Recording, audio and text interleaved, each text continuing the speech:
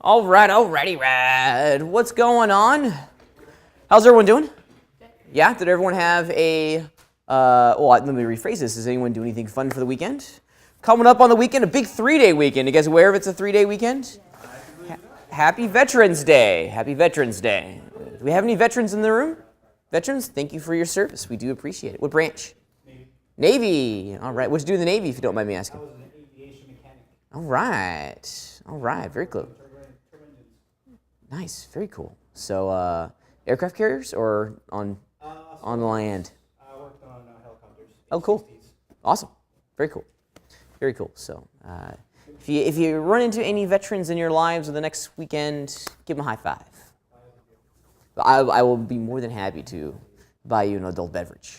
That'd be great. Yes, absolutely. It's an important holiday. Yes, sir. Are the computer lessons Good question. Good question. Campus is going to be closed on Monday. Campus is going to be closed, and that means all student services are also going to be closed, including the computer labs. So please keep that in mind. Everyone enjoy a 3-day weekend. Woo! All right. Good times. Good times. So, are we? Yes, sir. Go ahead. Say again. Okay. Are we licking our wounds from the cell phone?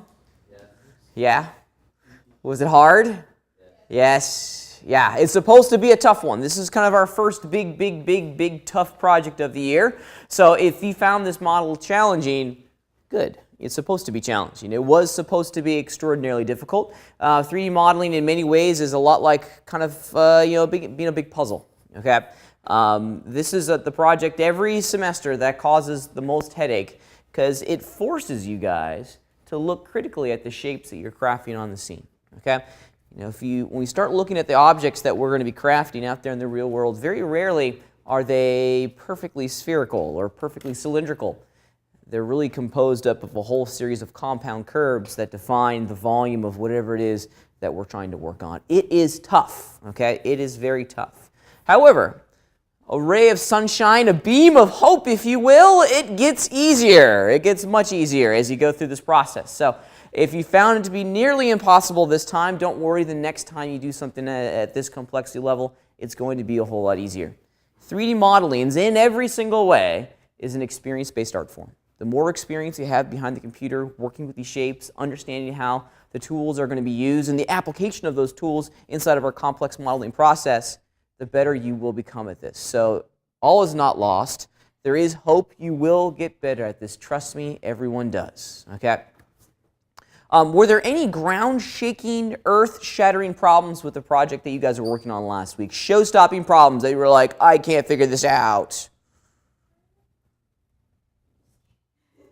It's okay if you have problems. It really is. I mean, everyone runs into problems. I'm working on a project right now for some promotional stuff for the school, and I've run into some problems. It happens. It happens. Even folks with a tremendous amount of experience run into some issues time and again that they just can't figure out.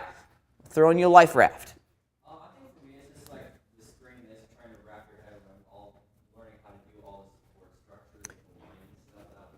It's tough. It's tough, no doubt. It is tough. That's the hardest part about subdivision surface modeling, is figuring out where to put all these crazy edge loops and these spans to ensure that the shape kind of retains its overall form when we hit that tab key. That is the challenge. However, remember our rule. This is the golden rule for all things sub-D modeling. If you need to shore up a plane change, and I don't have my marker. It's completely gone. Bummer. We need to have 3 edges. So keep that in mind. Those 3 edges are going to help define certain areas of your mesh that you need to have sharp. Okay? When there's a significant change in plane, you need to have 3 edges there. The original, then 1 above, and then 1 below. Total of 3. Okay? Total of 3. If you kind of approach the addition of these new edge loops into your mesh with that in mind, the whole process goes a little bit easier. Okay? It's something that even I struggle with to this day. Sometimes, like I said, for this project that I'm working on for the school, I was looking at the shape that was in front of me, and I was sitting there just scratching my head, going, how in the world am I going to put my edge loops in here to get the result that I need, but also not screw up other parts of the mesh? You really kind of have to think strategically as you go through that entire process. Okay. The tools that I like to remind people to use in this process: edge slice, edge slice, edge slice, okay? That way you get to control where these new edge loops are going to be generated. In addition, loop slices are a friend as well, okay? Other questions? Vlad, did you have a question? No. Okay. Just want to make sure. Everyone good? If you run into any questions over the next couple hours, don't hesitate to ask, okay? I want to make sure that all your problems get resolved moving forward. If you didn't finish your project this week, turn in what you have, okay? Turn in what you have right now, okay? Some points are better than no points, okay? Get credit for whatever it is that you have accomplished. If you still need to continue working on the geometry over the course of the next week, then you still have some work in front of you left to be done. But get credit for today's assignment, okay? Get those points in the grade book. Yes, sir? Just a quick question about that. If it's not completely done, should we still make a render of it? Yes, still make a render. Still, do the full, do the full spectrum of what that assignment is. But if you still have modeling stuff to be done, just continue working on it. Okay. I don't want you guys to stop modeling this week. Okay. Keep going on it if you have stuff that's outstanding on your model that needs to be finished. Okay. I want you guys to have a really, really, really awesome rockstar render at the end of this process. Okay. Now, in order for us to get there, we have to have a good model. Okay. Awesome materials and really great lightings is not going to save a bad model. We always have to start with good geometry first. Okay. So keep going if you're not finished. All right, questions? Questions, issues from last week's assignment that we need to get resolved? All right. Okay, so today's conversation is going to revolve entirely around materials and textures for our product design. We're going to be working with this lovely vase today. However, before we get started, let's just jump over to renderography real fast and explore precisely what we're going to be doing this week. Go. Let's go to the GCOM 402 page.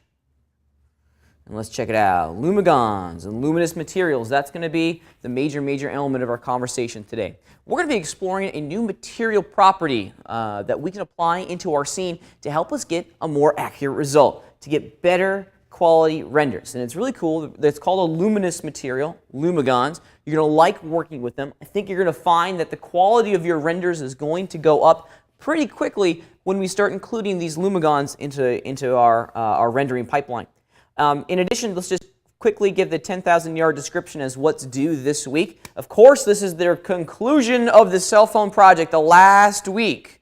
Last week is cell phone, and then we move on to something exciting and new in character modeling for a couple weeks. And we'll be hanging out there for a couple weeks. Okay, it's going to be a lot of fun. So in many ways, this is really the last hard surface object that we're going to be studying this semester. Everything after this, going to be some characters, and it's going to be some pretty cool, fun stuff, character stuff. So we'll get to that starting next week.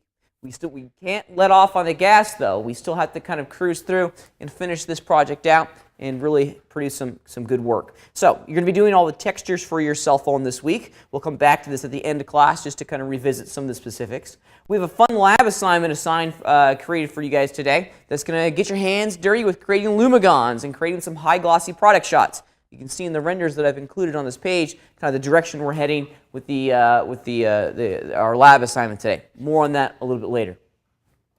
Just one video in our resource section today. It covers basically everything that we're about to talk about through the lens of luminous polygons. So if you need a little bit of a refresher on top of what you hear during our lecture and in the live stream, that little video, perfect supplement to today's conversation. All right? All right. Okay, questions, 10,000-yard description. Everyone feel comfortable kind of what the scope and the purpose of today's conversation is about? It's all about lighting, materials, and renders today. So we're going to talk about very little geometry as we go through today's conversation. So let's hit it. Let's kind of jump in. So as I mentioned a moment ago, we're going to be working with this lovely little vase today, because this vase gives us an opportunity to really focus on the types of materials that we're going to need to craft in order for us to create these high glossy render images, okay? Now remember, the product of this entire project, okay, what we're trying to get is an image that we could use in a commercial capacity. So it should be able to go on television, or maybe go on a print ad, or maybe on a big billboard somewhere. We can use 3D art in a number of commercial applications, but we need to have good renders in order for us to meet the quality of those environments. So it's all about quality when we're talking about product design. Come on in, you start literally just getting started. Come on in. So it's all about quality with these renders. We have to have a very high attention to detail, and our eye needs to specifically zero in on some really important elements. Let's talk about what some of those elements are, okay? And I think the best way to revisit some of these important detail elements is to go to the Luxology Gallery. Now, I love introducing people to the Luxology Gallery because on the Luxology Gallery, you will find thousands of pieces of artwork that are amazing, okay? They're really awesome, all created inside the Modo. Let's go check it out, Luxology.com. FYI, Luxology is owned by a larger software developer called The Foundry, and they have recently kind of redid their entire website to include all the awesome Modo stuff inside of The Foundry's website. So the URLs have changed, but the basic function and structure of the old Luxology website is identical. It's identical. Okay, so check it out. I've gone to community.thefoundry.co.uk. As you probably can tell just from the URL, The Foundry is a British company based in London. And at the top of that black nav bar there, you can see that there's a gallery section. And I just love going into the gallery because these are all user-submitted pieces of artwork that were made from the Modo community. So all of these were made right in the Modo, and it definitely highlights how awesome the Modo toolset can be if you really know what you're doing.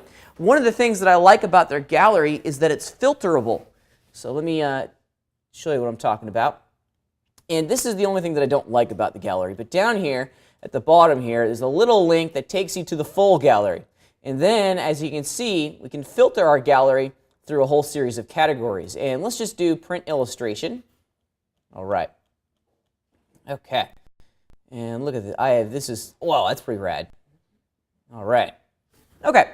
So if we look at a lot of these images, you can see that they are perfect. The models within the image is perfect. It looks factory fresh, even though if this was a real paint can out there in the real world, next to some fire and some chain links, it would be dented, it'd be scratched, it'd be scuffed up, but the surface of the bottle looks absolutely pristine. We want to try to create that illusion for all the artwork that we're going to be creating this week. We want to have perfect, pristine, fingerprintless cell phones in our renders, okay? So there's a couple of different attributes in here that I want you to start looking at, that I want your eyeballs to start focusing in on. Specifically, I need you to start looking at the reflections, okay? And the reflections, this is a great example because you can very clearly see the reflections going across the surface of our bottle. These reflections define the environment and the other objects within the environment that are manipulating and are influencing how this object is going to be rendered, okay? In many ways, the inclusion of these reflections provide our audience with a sense of atmosphere, a sense of dimension. It feels, just by the inclusion of those reflections, as though this bottle is sitting in a much larger scene that has other stuff in it. It makes our imagery look three-dimensional. And I know this is such a weird idea, and every once in a while I have to like take a step back and go, whoa, because we're making 3D art, but our art doesn't necessarily look three-dimensional when we hit that render button. There are some of these little things, like the inclusion of reflections, the way our lights are placed in our scene, and which lights we're using in our scene is going to make these images kind of pop off the page, grab the audience, and remind them that there's a foreground, middle ground, and a background, just by these reflections, okay?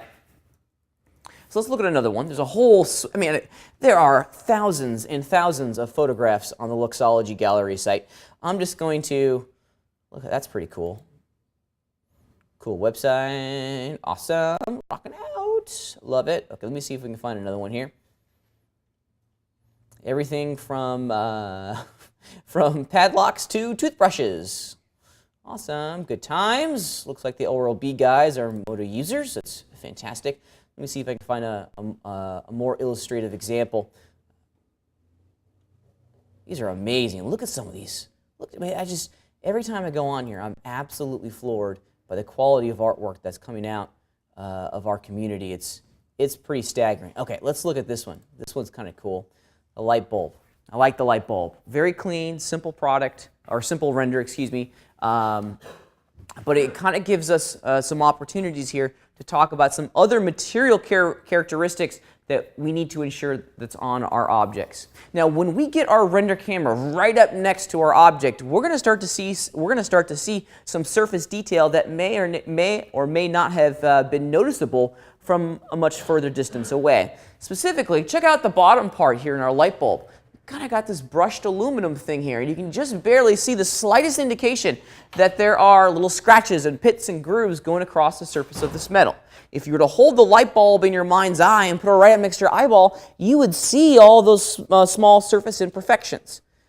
Our renders should start to include those small surface imperfections, and I mean very subtle imperfections. Okay, I'm not saying we want our cell phones to have big scratches and gouges in there, but we need to remind the audience that this is plastic, okay? It's not glass. Plastic, if you really start to look critically at it, is very, very rarely smooth. There are little pits and grooves across the surface of plastic materials, okay? On top of those little pits and grooves, there's almost always going to be a clear lacquer coat that gives us the illusion of that glossiness. But we're going to still see the smallest indication of those little pits and grooves, okay? In addition, if you look very carefully at the way Mathieu, the artist, has lit his scene, you can see that we're lighting our objects from the side. Now, go back in time, a good 3 or 4 weeks ago, when we were talking about the traditional three-point lighting technique. They're using this here to their advantage, and they're using it, I think, quite masterfully. If you look at the way the lights are positioned within the scene, we're creating variation in tonal values across a cylindrical surface, meaning we have bright areas, and then we have dark areas, and then we have other brighter areas. We want to have these slight variations in value, brightness and darkness. Some areas of the bottom part of our light bulb are blown out. All of these pixels over here, extraordinarily bright, right? Almost pure white. And then when we compare them to the other side of the light bulb, we have gray values in here that start to define some of the details across the surface. These are good renders. These are the types of details that we need to include in our renders. We just can't throw some lights at our object and blast a ton of light and expect a good result. We want to make sure that we're controlling our light to ensure that the detail that you have labored to create in your cell phone is not ruined by the lights and the render. Okay?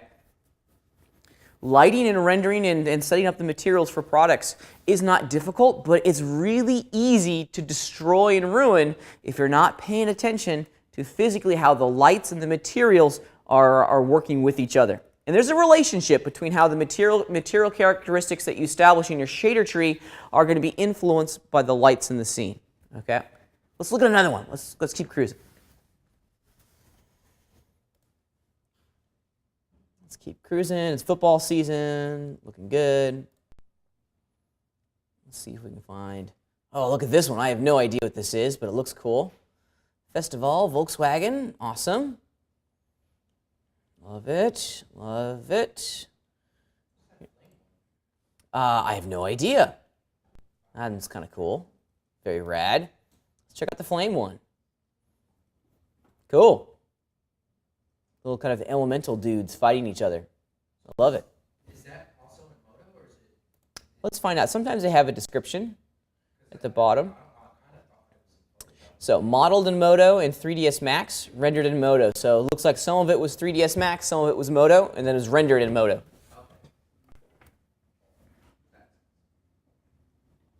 All right, let me cruise through one more page here and see if I can find... Look at this. I've seen this one a couple times. I think this one's just amazing. That is crazy to me. That's 3D. Sign me up. I love it. It's just inspirational. Check out the Luxology Gallery. You'll get a really, really good sense of the type of imagery that we're trying to craft here. Oh, here's one of a cell phone. Yeah. Okay, great. So let's take a step back for a second and talk about some of the details of this render that we're going to want to reproduce in our render. Now, this is not actually a really great cell phone. So let me see if I can find a better one, because this one actually could use some love. And it doesn't have buttons, so that right there is just off limits for us. I like to peruse. You never know what you're going to find. Golden controller, that's pretty rad. WrestleMania.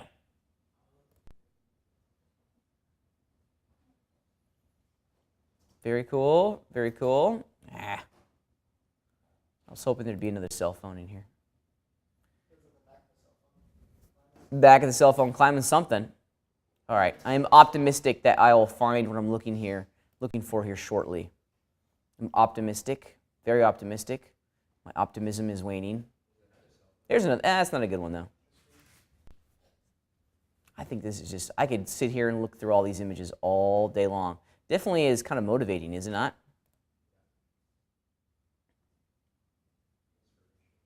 Yeah, I mean, this is the good stuff. And there's pages upon pages upon pages of these awesome, awesome renders. Let's just kind of cruise through. So are these made by the guys from Moto, or just made by anyone? These are made by users, Moto users. Oh, they just make them? Yep. It's kind of a badge of honor to be part of the Moto gallery. Because then people like you know. Say again? Do they accept everyone, or do they accept them? Oh no, they filter. Yeah, they make some thumbs up, thumbs down decisions. All right. All right. You know what I'll do? I think there's another category in here.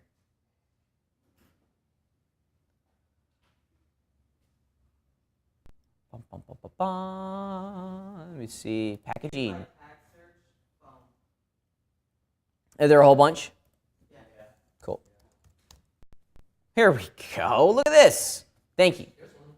There's one. Found one. Let's see. What am I going to do? There's 3 at the top. Let's just check out these. That's cool. Blackberry. They did have a lot of scratches. Good ones for scratches. Good times. All right, come on. All right, this is close enough to what I want to talk about. And specifically, I want you to focus on the 3 phone renders at the top of the screen, these guys up here. Now, one of the things that we have to think about as we're walking through the material stage of this project is where and how to place our lights within the scene. Now, remember, for product shots, what we're doing here is that we're trying to replicate how actual products are photographed out here in the real world, right? And if we were to go into a photography class and ask those guys how they approach their product photography, they'd say, hey, we're going to go into a studio, into like either a pure black room or a pure white room, throw some lights on our object, and then take some pictures, right? A controlled environment. They're not going to take them outside. One of the elements that we're going to very easily see inside those product photographies is the reflection of the light source within the scene. Now, our cell phones are going to be shiny, right? They're going to be kind of reflective, okay? So we should see an accurate reflection of the light source within the scene. Our brains are kind of, subconsciously programmed to see these light sources. We see them all over the place, right? Every product shot has a very noticeable reflection of the light source. Specifically, if you look at the renders that you see on the screen here, where is the light source on the phone? Or what is the light source? How do you know? Yeah, there's that big white streak that's running from the top right-hand corner of the phone kind of down towards the middle bottom part of the phone. That's the reflection of the light source, okay? We want that reflection, okay? That is the goal, or one of the goals for today's conversation, is to understand how we can accurately recreate that reflection. That's what we're after, okay? Believe it or not, it's a little bit more difficult than you think it is, okay? Yeah, it's a little bit more difficult, but actually it's not that bad, okay? It just requires a couple new steps that we haven't talked about.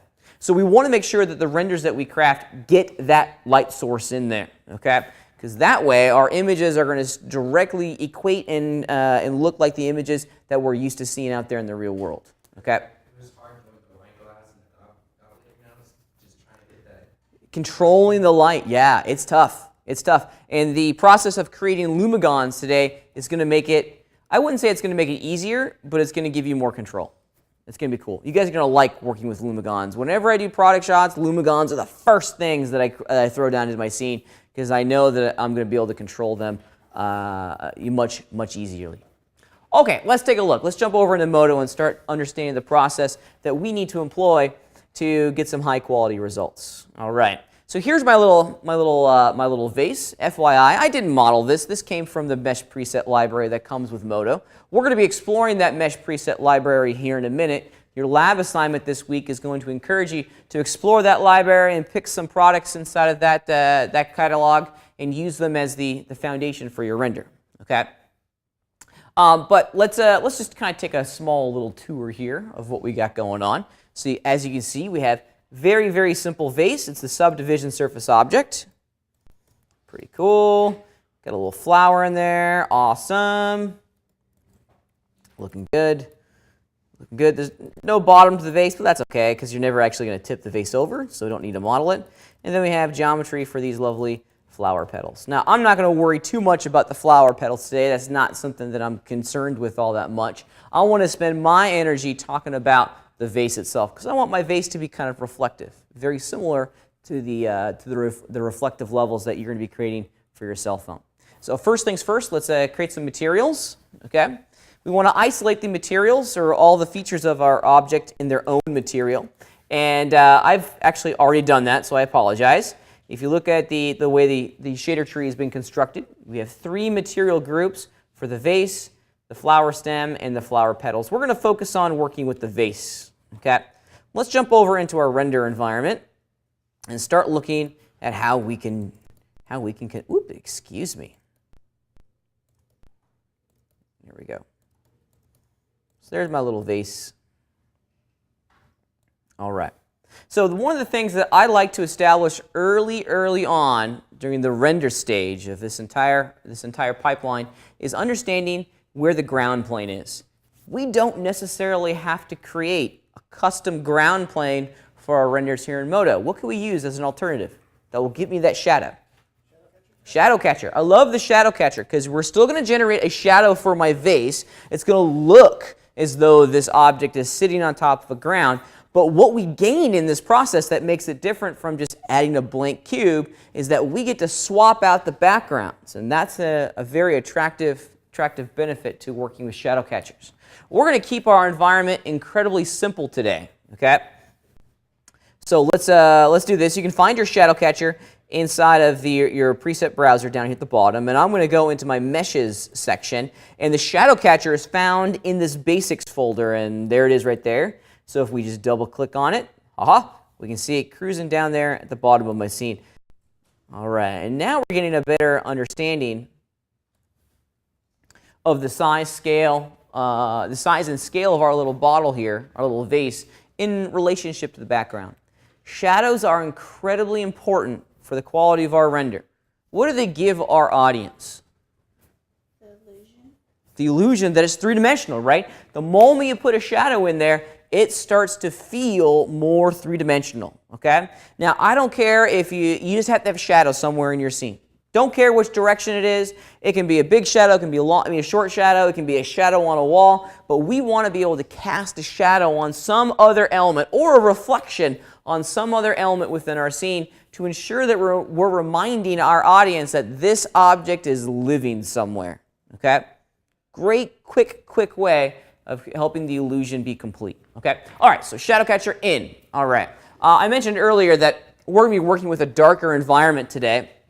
In order for us to recreate the illusion that we're after, I think maybe we'll just start with a black environment. We'll change some things up here. So initially we are going to lose the inclusion of that shadow, but it will come back a little bit later when we start throwing some lights in there, okay?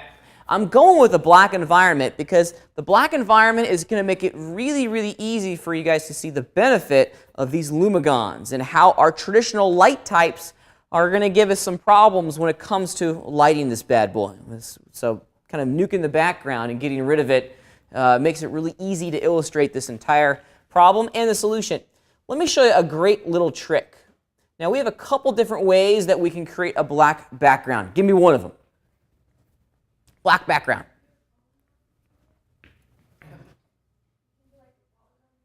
Yeah, that's a fantastic way. That's old school right there. I like that. Just throw a black polygon behind it. Bam, black background. Absolutely, we can do that. That's not something that's outside of the realm of inappropriateness. So let me show you another way. our environments. That background is really being driven by the environment section of our shader tree. Okay? Check it out. If you jump into that environment section, you're going to be able to see quickly what's driving the background of our scene. So here it is, environments. If we expand it, we have this cool little icon, and inside of this icon, we're going to find a number of different elements. The defaults are going to give you just a basic material inside of our environment, but this is a special material. It's a material that shares some features and some ideas, if you will, from the traditional base material that we see above. But when we select it, you can see that it actually extends that diffuse color value into a whole series of channels. Check it out. So now I've selected it, and check it out. In the environment material, we get to control the colors of our environment.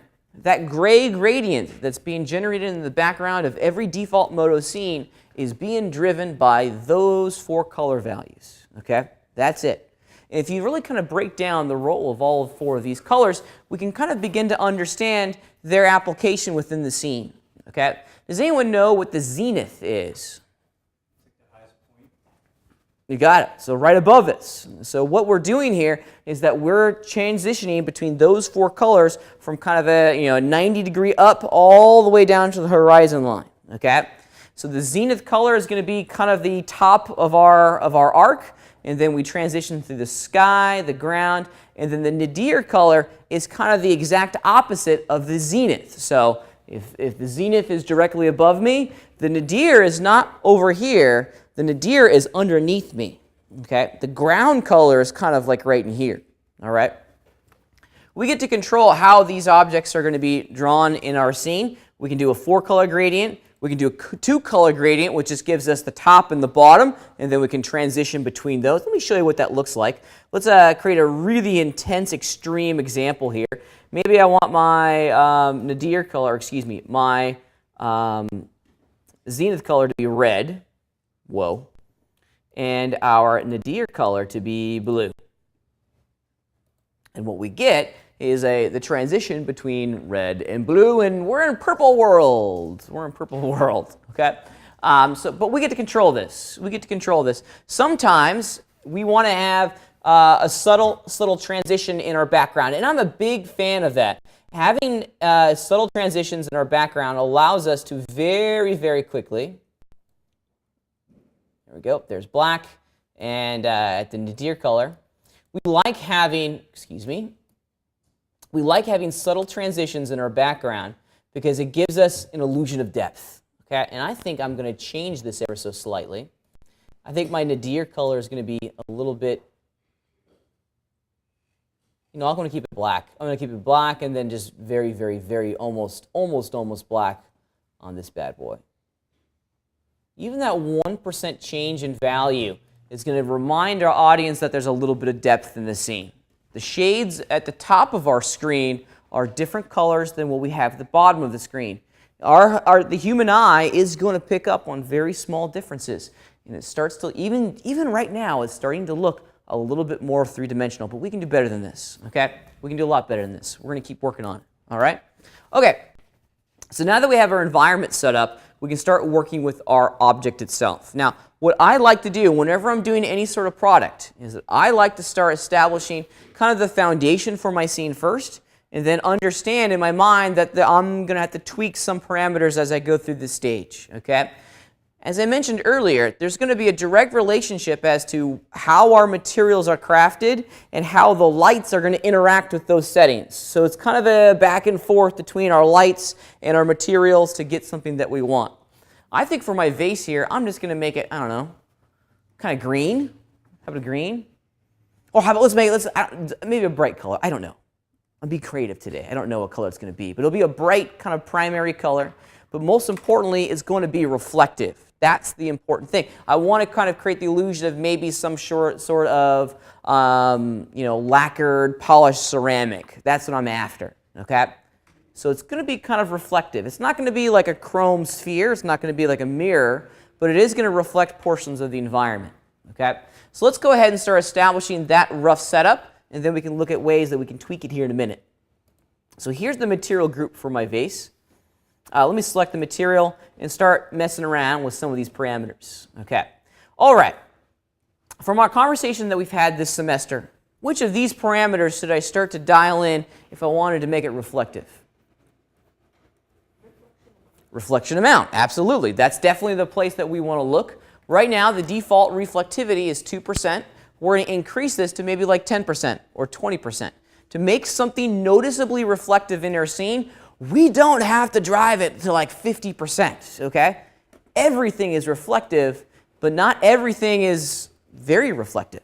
Actually, very few things in our world are extraordinarily reflective, okay? So even at a value of 10%, we're going to start to gauge the type of illusion that we're trying to get here. So let's just increase reflection to like 10%. And I'm going to pump up my Fresnel amount to like 90% because I want to start crafting some reflections along the edges. Let's kind of define what our cool color is going to be. Maybe green? No. How about a lovely shade of blue?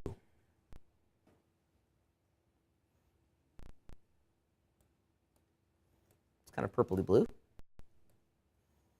Oh, that's pretty. I like that. All right. Let's increase my reflectivity a little bit more. Push up to like 20. Now, my vase is 20% reflective. What? Why? What? It's reflecting black. It's sitting in a black environment right now. There's really nothing to reflect inside of our scene, so we have to give it something to reflect inside of our scene. Okay? Let me do a couple other things here. Excuse me. I'm also going to increase the clear coat amount. You guys are going to like working with clear coat amount.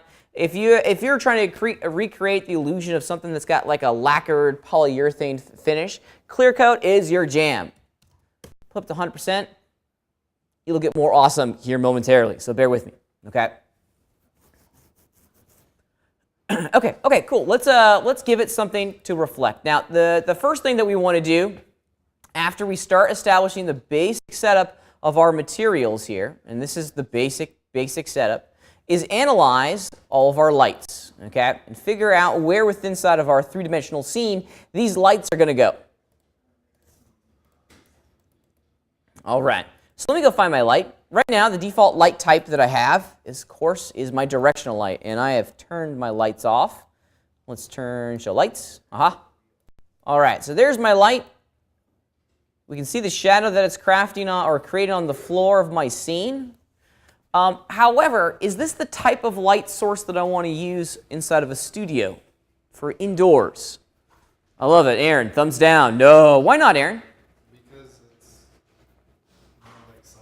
It's like sun. Absolutely. The directional light is like the sun. It's a never-ending, infinite plane of light coming from a very specific place within our scene, right? It's like the sun. So for interiors, it's out. We need to get rid of it and replace it. What are we going to replace it with? Spotlights are good. I like spotlights. Spotlights are going to give us shadow quality very similar to that of a directional light. Yeah, area lights. Area lights are fantastic. We like area lights because of the quality of light that's coming out of an area light. The shadows along the ground are going to be very, very diffuse. They're not going to be as rock solid as you see on those guys. They're going to be nice and soft. Looks very kind of almost looking as if they're blurred. So let me go up to my item list, and I want to get rid of my directional light. Delete. Are you sure? Yep. Are you really sure? Yeah, I'm sure. And we can see exactly, this is probably what we should be getting, right? No lights, okay? No lights within our scene. This is exactly what we should be getting. However, I think it's we can also kind of start to get a good gauge as to the role of the reflectivity of our base material, right? Or excuse me, on the material that's been assigned to influence the polygons of our vase. It's reflecting a base, that black environment of our scene. So we can already start to see our material setup at work here. All right, and let's go add item in our item list. We're going to add in an area light. Okay, where's my area light right now? Where's the default location for a light when it's created inside of our three-dimensional scene? The origin. So that's a good indicator as to where we need to go. If you look very, very carefully, you can actually see the origin or the area light on the interior of my little vase down here. There it is. You can just barely start to see the effects of it. Oh, I just did something that is a good little power user keyboard shortcut. Okay. Often we want to zoom in on certain parts of our scene to evaluate how the materials and the lights are affecting our render. However, I don't want to change the composition of my render camera. I don't want to move my render camera like this. Okay. I want to leave it as is, but I want to be able to zoom in like that. Well, here's how we do it. If you hold down the Shift key and then scroll wheel in, it's going to magnify that part of your preview window and show you a high quality kind of area of that render, of that part of the render. Excuse me. Great power user trick. Love it. It's a really good one. Okay, let's go ahead and start moving our light around. I'm in item mode. I'm also going to turn on the visibility of my cameras. There we go. I like having the visibility of my camera on so I can very easily see where I need to place my lights in relationship to both the object and the render camera. Here we go. There's my item. Let me just grab the item transform tool. We'll start moving and rotating this element where it needs to go inside of our scene. Aha! There it is. There is. Oops. There is my light.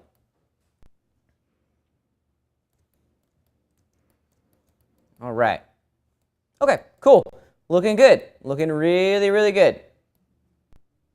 You know what I'm going to do? I'm going to turn off my shadow catcher just temporarily so we can actually see my little vase there and get a good understanding as to where my light is in relationship to my object.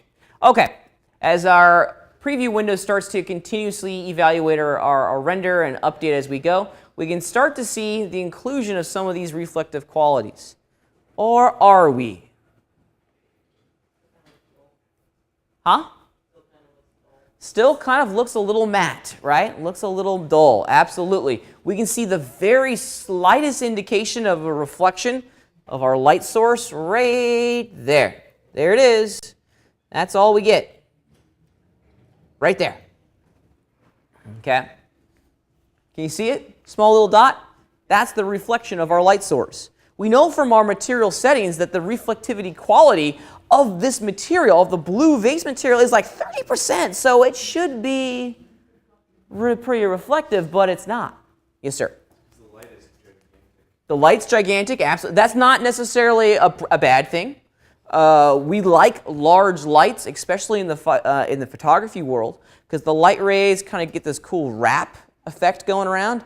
Instead, very small lights, the light rays are going to hit their object and then bounce off. Well, if you have a lot of light rays coming off of a very large light, there's going to be more light rays going around our objects, and it creates some cool effects. So big lights are not necessarily a problem. We're still going to get the same issue with a small light. Almost no reflections. Okay? Huh? It's not too bright. This would be too bright. Let me show you. If we crank the radiance value here, let's put it to 10. That would be too bright. Okay, we're just blowing out those pixels, but we're still getting very, very small specular highlight. Okay? Let's do it. Let's change the specular highlight. Let's go into our vase. Here it is. Here's the material that's driving that object. Let's change the specular amount to like, 30. Boom. There it goes. Now we've increased the specular amount. It's bigger. It's bigger. Let me zoom out some so we can take a look, see what we got. But still kind of nowhere close where we need it to be, right? If we look back at some of the images that we found online, our vase doesn't look like this, right? It just fundamentally doesn't have this kind of really cool white light in it, right? There's no strong reflections being created within our scene. This is a problem for us. This is a massive problem for us. Our traditional light types are always, always, always going to give us inaccurate reflections. Now, I'm going to ask a huge, huge challenge of you guys, so bear with me. Go back to like week 2.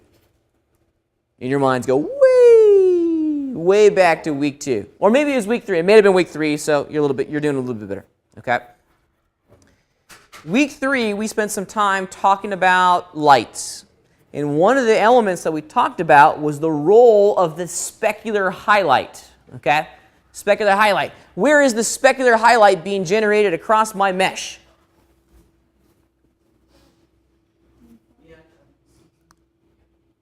Where is it? What's it look like? The specular highlight.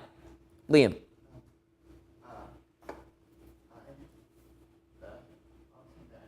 Okay. Where's the specular highlight on my vase? What's it look like? The white dot. You got it. The white dot kind of in the middle of the vase. That's the specular highlight. Okay. Now, as a kind of a little bit of a refresher, what is the specular highlight? Now that we've defined where it is, what is it? Is it the shine from the light? It is. It's the reflection of the light source, right? Is this an accurate reflection of the light source? It's a trick. It's a camera trick. It's not the real reflection of the light source. This entire system that we're working with here was written back in the 80s. Okay? The specular highlight is nothing more than a camera trick. We're fooling our audience into believing where the light source is within the scene. We're not getting a true reflection. I want a true reflection. Last time I checked, we're doing pretty good with our software development. We're definitely not in the 80s anymore. Okay? I wish we were at sometimes because, life was so much simpler in the 80s, right? Huh? Some of you guys might not know. I remember life in the 80s, and it was very simple in the 80s. It was fantastic, right? Except for cell phones. Cell phones were massive. I'm thankful for the miniaturization of cell phones. Anyways. So what we need to do is tap into a new system. A system that allows us to gain true reflections of our light sources. Okay? This system is called Lumigons. Lumigons, and they're really rad. I want to jump over into a new scene to show how we can use Lumigons and their basic steps. Because creating Lumigons is not difficult, but it requires us to understand some new material characteristics that's going to drive the luminosity of our polygons. The big picture idea here is that we're going to take polygons, true three-dimensional polygons, and turn them into light sources. Okay, it's going to be pretty cool. Let me start a new scene here because I don't want to screw up what I have. And inside of my new scene, I'm simply just going to create my favorite teapot. So geometry, unit primitives in current mesh, teapot. There it is. There's my teapot, and I'm going to do something very, very similar to what I had before and create a black environment. That way, I'm just in the middle of a dark room. Environment, and check this out. We can also do constant color on our environment material and just set it to black. There we go. Black environment. Let's get rid of my light. Turn off directional light, and now my object's just in the middle of a black room that's not illuminated at all, right? The lights are off. In order for us to create a luminous material, we have to define the polygons that we want to glow, in essence, with the material, okay? This is a material operation. And 9 times out of 10, the place that people get stuck, or the step that people forget, is to make a new material. I want to have the spout of my little teapot be glowing. I want to have the spout kind of look as though it's shining light out into my scene. So I'm going to tag those polygons with their own material. So down here, let me just go into my component mode, grab polygons, and I'm just going to grab those guys on my spout. Hit the M key to define a new material, and let's just call these Lumigons. There we go. All right. A couple things, however, that we want to do to our material. Since this object is going to serve as a light source within our scene, we don't want it to have any sort of surface color, right? So we're going to do 2 things. We're going to remove all of our diffuse amount values and all of our specular amount values. Those 2 channels right below it are going to go entirely to 0. Now, after you do this, the spout is going to go black. That's okay, because we're going to make it awesome here in a minute. All right, our spout has gone black, so it no longer has a surface color. Let's jump over into the material that's responsible for driving the surface characteristics of our Lumigons, and we're going to spend some time looking at its properties. Now, up until, well, a couple weeks ago, we've been hanging out in the material reference section of our material properties. And inside of the material reference section, I apologize, my screen has shifted this way for whatever reason. Inside of the material reference tab, we've been monkeying around with the diffuse amount, the specular amount, the reflectivity, all of this fun stuff to make our objects look awesome, right? However, what we're going to do is go into our material trans tab, number 2, the number 2 tab in that vertical list, okay? At the bottom of material trans, here's all the transparent amount stuff. You guys remember this from doing the glass and the plastic, the clear plastic materials of our medicine bottle? But if we go down to the very bottom of the material trans section, you can see that we have a new channel here that we haven't really had an opportunity to play around with. And that's the luminous intensity. This channel is the only channel that's responsible inside of our entire shader tree for making polygons emit light sources, okay, or to emit light rays. That's actually what's happening here. So since we're going to be emitting light rays out into our environment, we have to tag, or excuse me, we have to tap into the global illumination system inside of our shader tree. Now in 701, the global illumination system is on by default, okay? In previous versions, it was always off. But we have to have it on. That's an important distinction and a problem that some people run into when they're working with older chunks of software. My global illumination system's on, so I'm free to increase this luminous intensity value to anything that I want. Let's put it at a value of 3. And let's make it red. I want my spout to be red. There it is. You see what's going on. This luminous intensity is physically serving as the source for a whole series of light rays that are being spit out into our scene. And now the spout of our teapot in every way is serving as a light source in our scene, and it's illuminating the areas around it. Increasing that luminous intensity value is going to give you a different result. It's going to make our light brighter.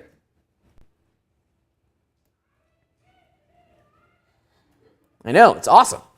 That's awesome. You can see it's getting much, much brighter.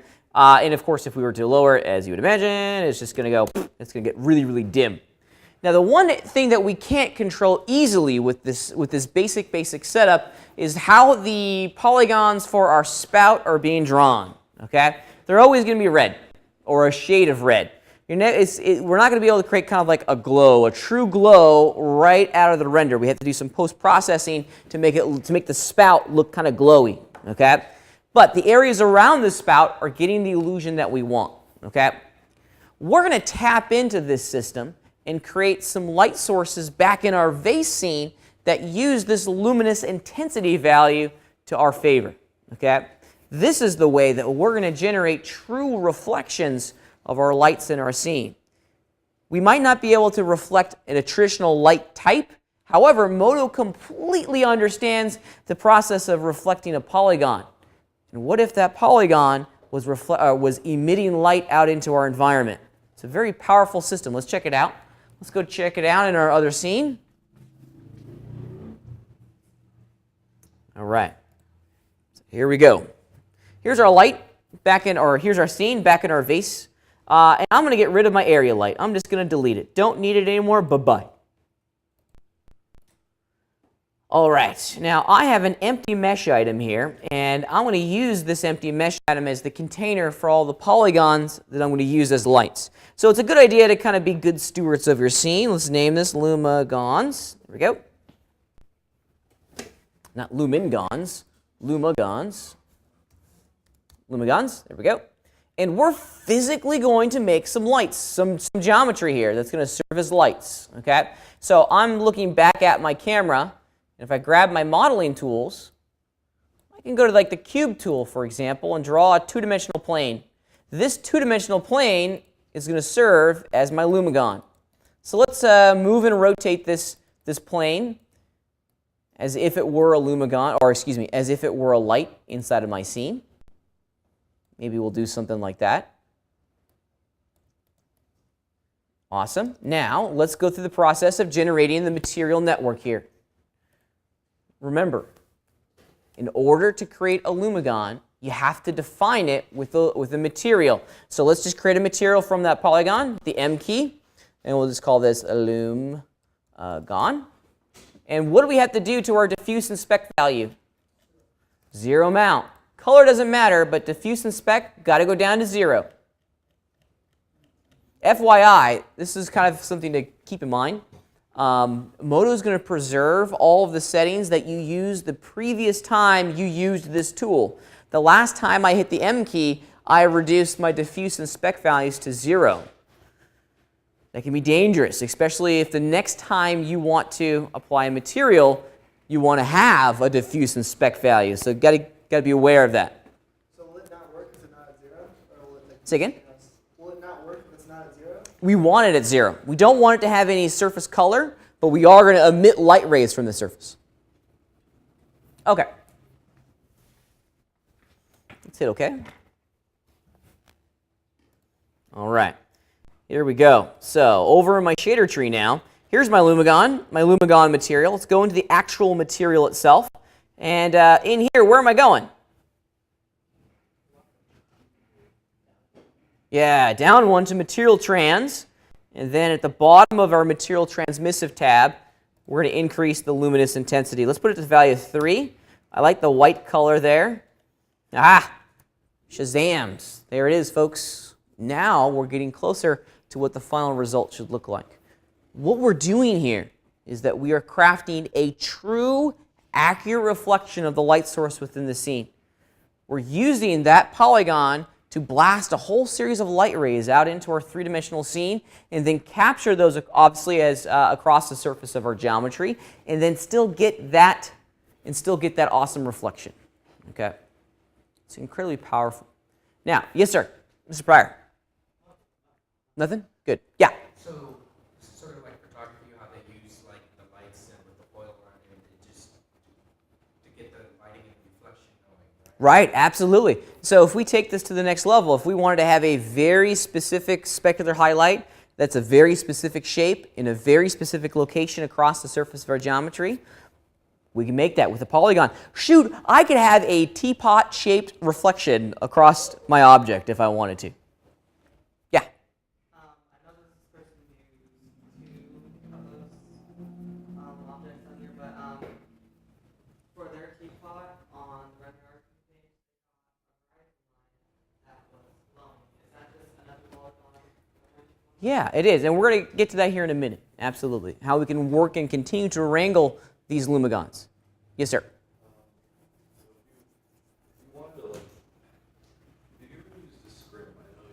Mm-hmm. Yeah. Mm-hmm. You got it? Would you have to like turn on indirect reflections to like have that? Great question.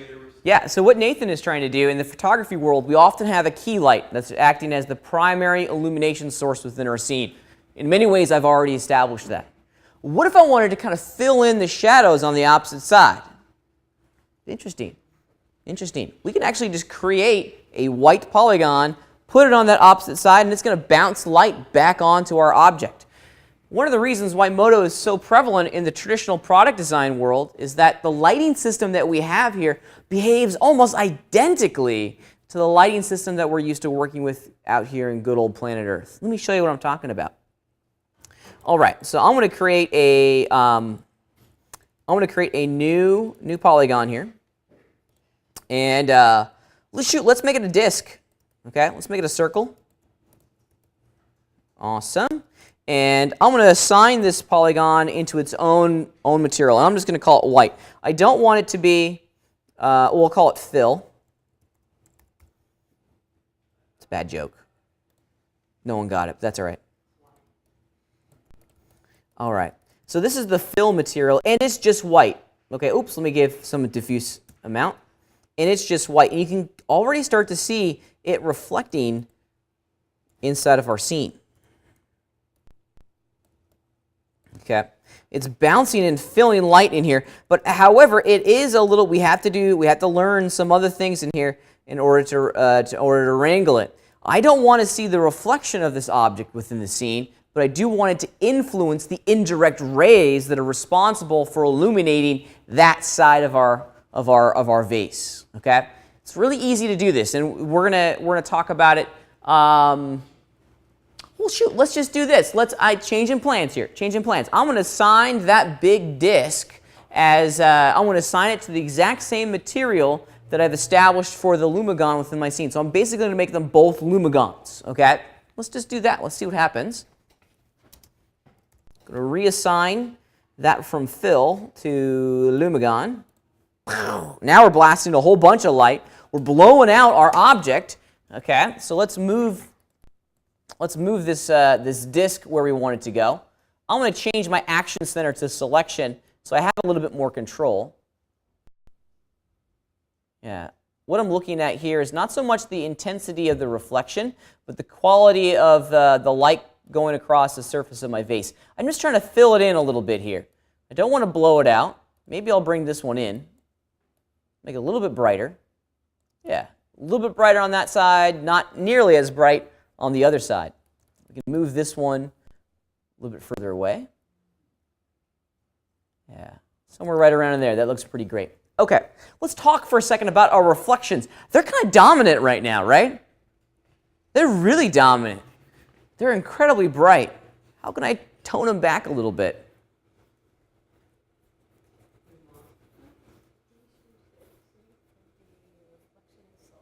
Just decrease the reflection amount. Absolutely, you sure had it right.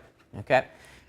Often when people start working with Lumigons, they find them very difficult to control, and they don't understand that the reflection amount of the blue material that's on our little vase here is going to drive the intensity of the reflections, much like the specular amount increased the intensity or decreased the intensity of the specular highlight. Right now, my reflection amount is at 20%, so it's even not that high, and you can see, bam, it's just blowing it out. What if I put it down to 3? Yeah, now we're talking. Now we're talking. We're still getting the intensity of the reflection that we want, okay? But we're controlling it now. We're just making it brighter or darker. That's all we're doing by changing the reflection amount on that object. Yes, sir. So, like the one that you called it fill. Uh-huh. What if you like just boosted the reflective amount and turned on blurry reflections? And would that like simulate the it being a fully reflective disc? Yeah, it is. And well, yes and no. We're gonna get to that in a minute. Okay. We're gonna get to that in a minute. So just hang tight for a second. While we're talking about it, blurry reflections, though, is something that we also want to look at. Blurry reflections are going to give us a much different illusion across the surface of our object. If we were to try to create something like brushed aluminum, enabling blurry reflections is going to give us some help in there. Okay. Now, a lot of people, they get really frustrated by the quality of blurry reflections because they think it needs to go just like completely matte, right? They just want to have the slightest indication of blurred reflection across their surface, but you're never ever going to get that, okay?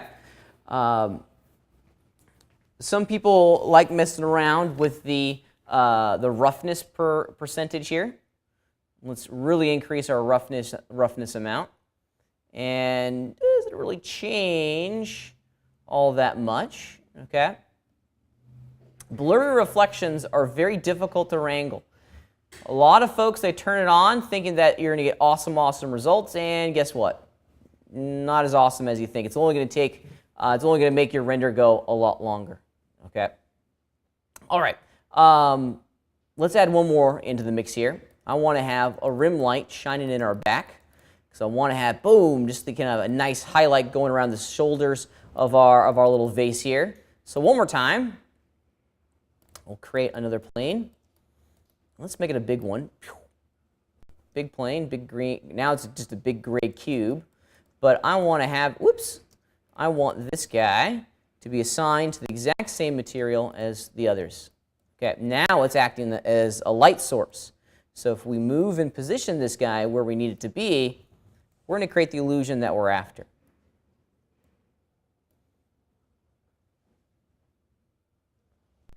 All right. Let's look here. Now, it's kind of difficult to see because we have a gigantic white cube wrapping around the back of our wrapping around the back of our vase. So we're not really getting the illusion, or we're not seeing the illusion that we're trying to get here. I still want my background to be black. I don't want to see this Lumigon. I don't want to see it. Actually, I don't want to see any of my Lumigons, but I still want their effects to be influencing our scene here. I still want them to be light sources, but I don't want to be able to see those polygons inside of my scene. Thus enter the role of shaders. I mentioned a good 5 or 6 weeks ago that we were going to come and talk about shaders at a much later point. This is that time. We're going to talk about shaders. I'm sure you guys have seen the base shader inside of your shader tree and have wondered what in the world this role is. Well, the shader's role is many. It does a whole lot of things, but for today, I want you to focus on visibility. It's going to control what's visible within our scene. Check it out. Okay, let's just select our base shader in the shader tree. Okay, there it is, base shader. Boom, boom. And if we go look at its properties, it does a number of things, and just kind of generally forget about all this stuff for the time being. However, what I want you to focus your attention on is this visibility section of the shader properties. Okay. The ones that we need to look at in particular is, let's see, visible to camera. Let's see what happens when we uncheck visible to camera on our base shader. Whoop, whoop. Where'd everything go? It's gone. Well, they're not actually gone. They're just invisible. The render camera is no longer rendering those polygons within our scene. However, they're still influencing the final render. Okay? There's still a player here. They're still in our scene. We can actually see the geometry down here. Our render camera is just, it's like the cloak of invisibility has been laid on top of them. Okay? David got the joke. Sorry. Shaders are an incredibly powerful addition to workflow, because ultimately they control visibility. Well, how can I control visibility with just certain elements within our scene? I only want to control the visibility of those Lumigons. Obviously I want everything else to be seen in my three-dimensional scene. I just want to be able to interactively turn the visibility of those Lumigons off. So let me turn that element back on by checking visible to camera, and I'll show you what we have to do. The shader tree, as we know from our previous conversation, evaluates all the objects in the tree from the bottom up. So it starts down here, and then it's going to analyze and go through all these different material groups. It's going to start down here and then go boom, boom, boom, and it's going to analyze and evaluate all of these elements, and all of that information is going to be fed into the base shader, whose responsibility is many, but one of the things that we know is that the shader controls visibility, right? Things flow up, okay? Right now, the material group called Lumigon inside of my shader tree is responsible for drawing, if you will, the Lumigons in my scene. What would happen if I dragged that material group outside of this hierarchy and placed it above the base shader? Let's see what happens. I'm going to grab my Lumigon group. I want to drag it above my base shader. Interesting. What happened? It's kind of difficult, but look carefully at my preview render. Can you see the vase? Yeah, it's there. The vase is there. It's not invisible. It's not just being illuminated, right? We need to, and if you really take this a step further, right now, since our Lumigon material group is above our base shader, it's not being drawn. Okay? It's invisible. Shaders determine visibility. The base shader is kind of the ceiling of that visibility ladder, if you will. Our Lumigon material is outside of that entire hierarchy, so it's just not being evaluated. But we want it to be evaluated. Check it out.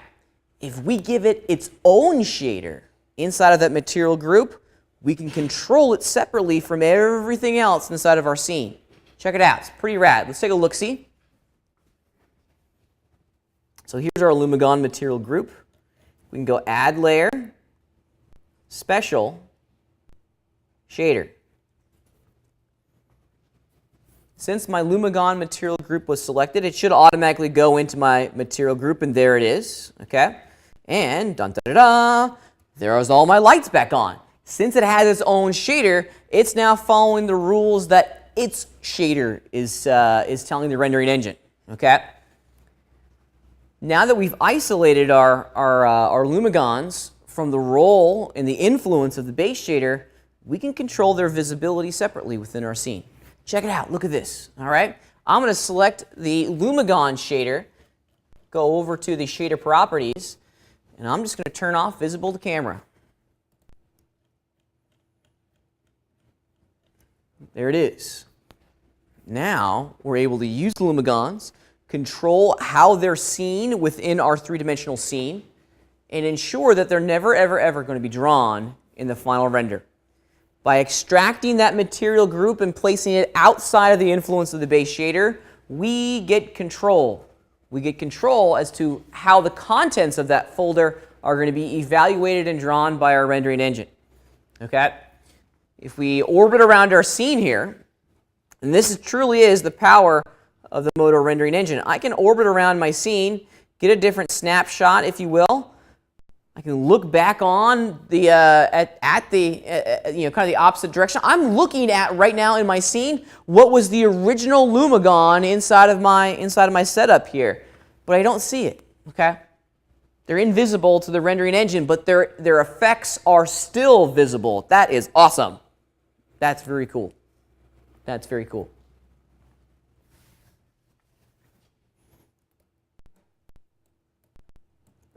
I love it. I can zip around, and I'm never ever going to see those Lumigons ever again.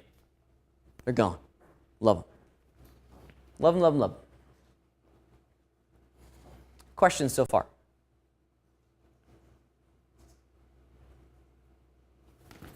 No?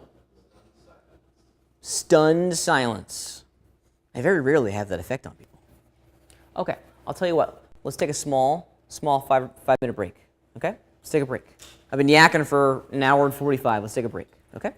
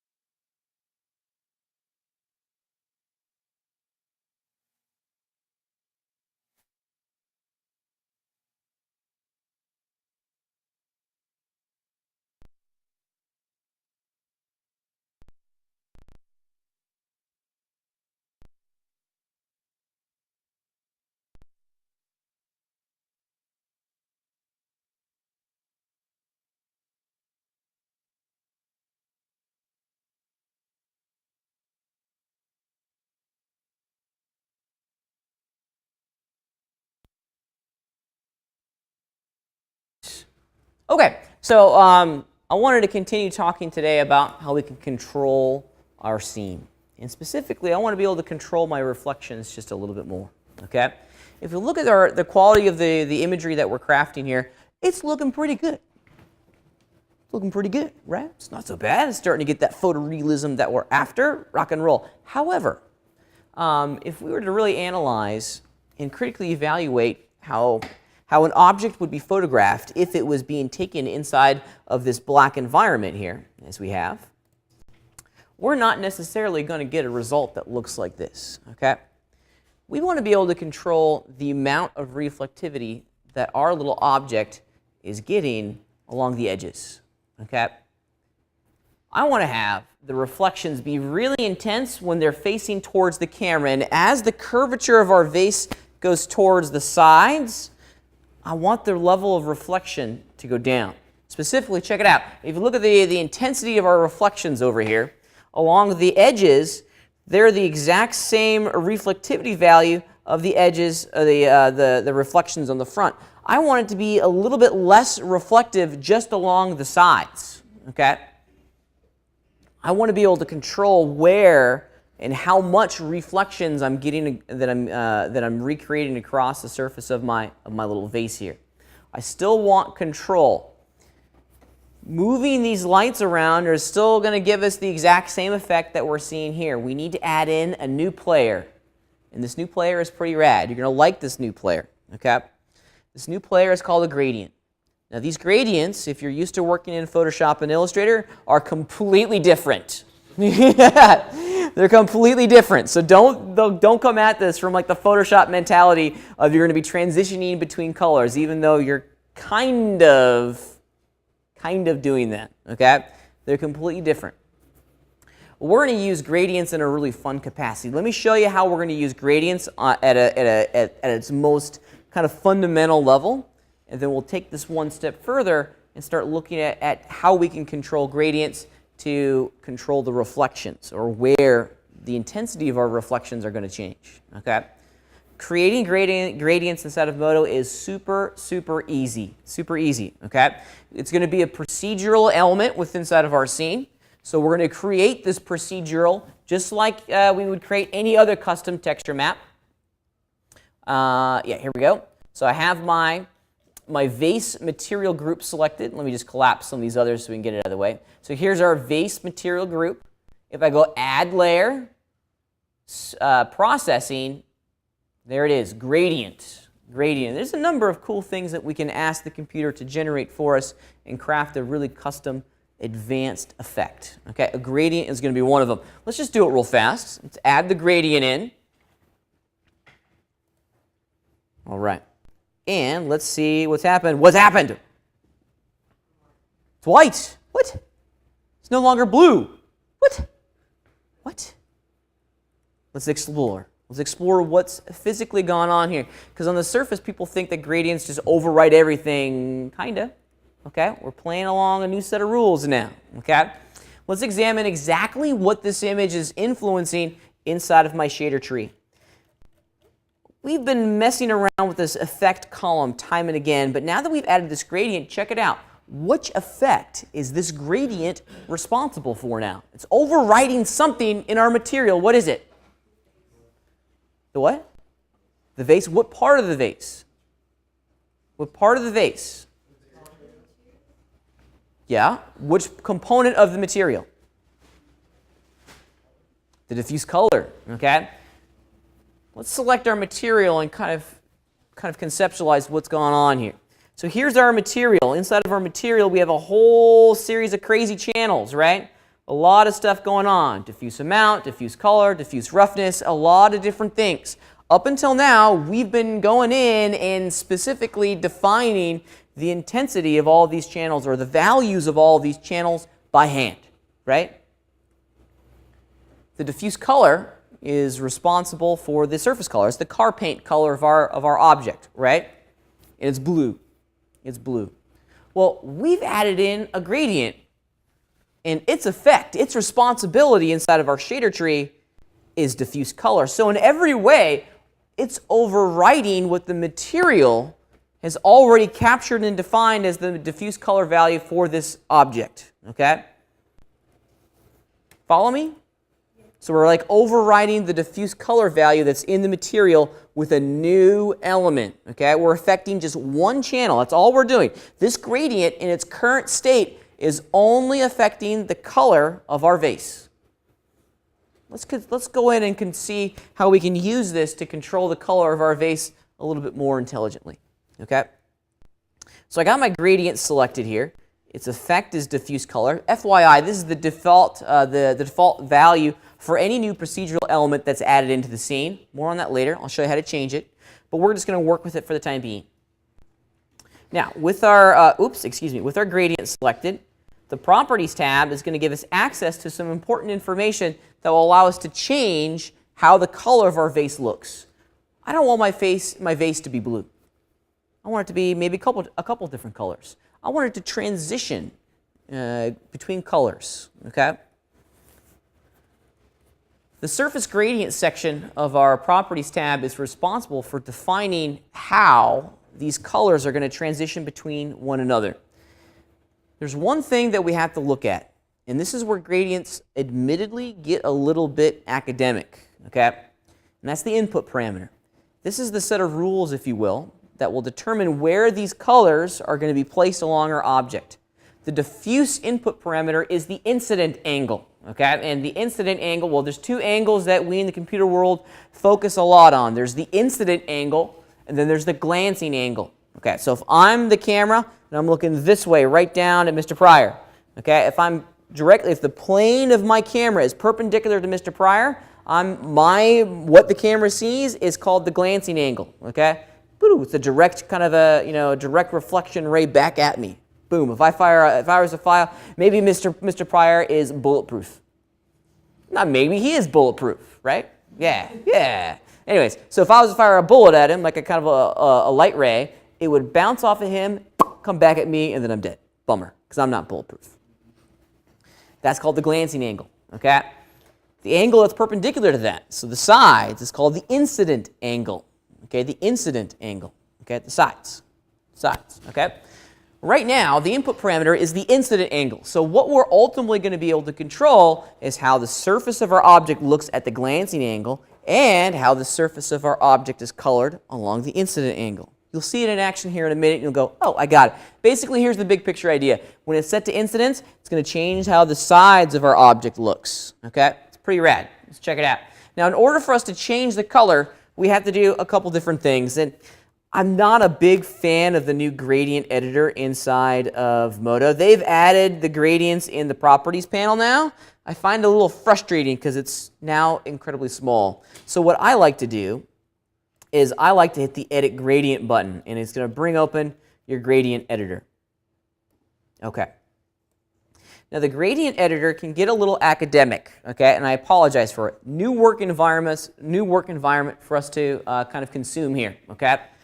The gradient editor basically is going to allow us to, I apologize.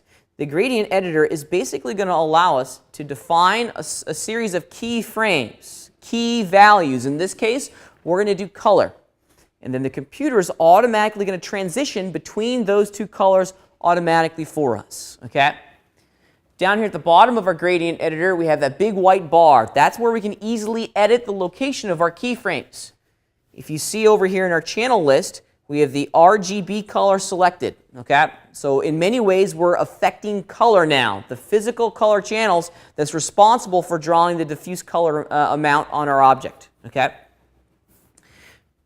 If we see that big rectangle, the big white rectangle, this guy, that's a keyframe. We've captured a color inside that keyframe. What color have we captured? White. Okay? If I changed it, okay, and check it out. Notice you can just barely see my vase in the background. Okay?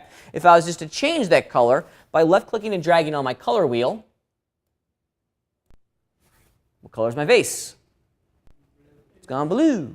Awesome. Okay, so we're physically changing the color value here based on the input of, or based on the information that's preserved inside of that keyframe. And let's find a nicer color blue. There we go. I like that. Well, maybe I want it to be blue on the front here, but along the sides, I want it to be red. I don't know. I don't know why I'd do that, because maybe I have some like fancy, ceramic glaze that allows me to create the illusion of a different color from a different angle. Have you guys ever seen the car paint that looks like that? You look at a car from one angle and it's like blue, and then you look at the car from another angle and it's like gold, okay?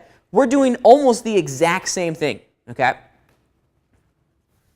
So let's define another keyframe that includes some color values. Adding a keyframe inside of your gradient editor is really, really easy. Oops, excuse me. It just involves me going up over in here and just middle mouse clicking. That's it. Let me do that again. I just have my mouse cursor over here, and I'm just going to middle mouse button. That's all I'm doing, okay? One more time. Boom, middle mouse button. And I add a keyframe. And now you can see we have two different chunks of data that's been preserved. We have this blue, and then we have this one over here that's white. Let's make this red, okay? Now, are we seeing any red show up? No, not a single bit, because we are plotting points along a graph here, along a graph. This value in here, or the vertical axis of our graph is value, okay? Is value. The horizontal is kind of angle, okay? So let's do this. What if we bring these closer to each other? What if if we keep it under 100%, now if you look at what's happening in our vase, pretty cool. We're modulating the colors based on the location of those keyframes. Now I get to control at what angle those red values show up. Yeah, pretty cool. Okay, let me put this back over here, kind of like right around 100. You can also put the input value at 100. And what's also pretty neat about this entire system is that as I rotate around my object, you can see that those values are interactively changing how our object is being drawn inside of our scene. Okay? Very, very powerful. Very, very powerful.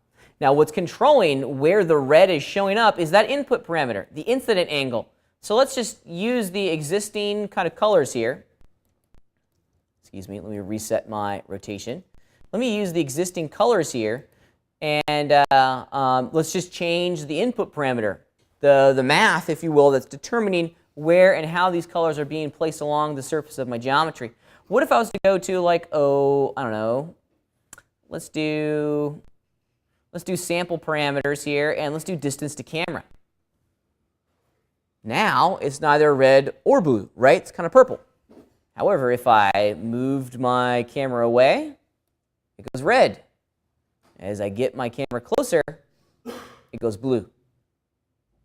Pretty cool, huh? Pretty cool. Power of gradients. Power of gradients. We now can control the behavior of certain channels defined by some crazy math. Some crazy math, okay? Let's change our input parameter again. Let's go into sample parameters, and let's find, let's do something else here. I'm under surface parameters. What if we do slope? Now, I might need to go in and change and edit my gradient here to define the slope values. Yeah. So now, if you look carefully, let's see, if I increase, that's not doing a single thing. What if I go the other way? Let's see, I might not have large enough values here. What if I go like up to 120? There we go. Yeah. Now, as the angle of all of these polygons are changing within inside of our scene, so is my gradient. Okay? Allows us to control our object a little bit more globally based on these crazy input parameters. Okay? I like that. That's pretty neat. It's kind of a cool effect. That would be very difficult to texture and create otherwise without these really rad gradients. Okay? Yeah, I like that. That's kind of cool. That's kind of cool looking. The slope of all of this stuff is determining which color it is. We can even continue playing with this maybe, perhaps. Move these keyframes around just by left-clicking and dragging on them. Cool.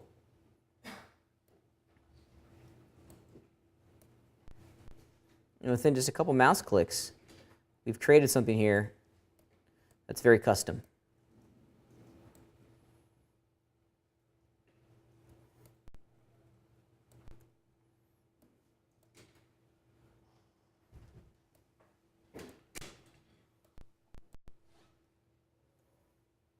I'm playing. I'm sorry. I'm just having fun. Yes, sir. We're going to get there. We're going to get to those minuscule scratches here momentarily. Okay. So there's my little cool funky vase. Okay. And I've changed the color of our vase by that gradient. However, gradients can be used in a number of different capacities. We're using it here to control color, but what if we changed its effect? Right now, the effect of my gradient is diffuse color. What if I was to change it and maybe we have it affect a different channel within inside of our hierarchy, like, oh, I don't know, reflection amount. Let's check it out. Let's check it out. I want to add another gradient into the mix here. So we'll go add layer, special, or processing, excuse me, gradient.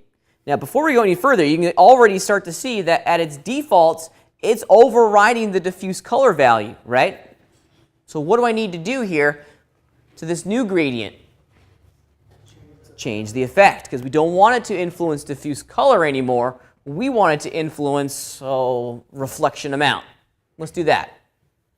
Because I want to be able to use this new gradient to control how the intensity of, the intensity of my reflections going across the surface of my little vase. So I'm going to right-click on the effect. Then under basic channels, what we're after is reflection amount. All right. Whoa. Crazy, huh? Looks pretty great, actually. I like it, but not exactly what we're after. Let's go. Let's make some changes. Let's make some changes, okay? So what we need to do now is that we need to edit our gradient. We're still going to use the incident angle as the input, okay? But we need to affect a value. Now, when we're using reflection amount, basically whenever something is an amount versus a color, we're influencing the value channel of that gradient, not the color channels of that gradient, right? Earlier, we were trying to change the color of our vase, so I was messing around with some keyframes and picking colors from our color wheel. We're changing how much it's reflective now, not the color of the reflection. So we're messing around with this value channel.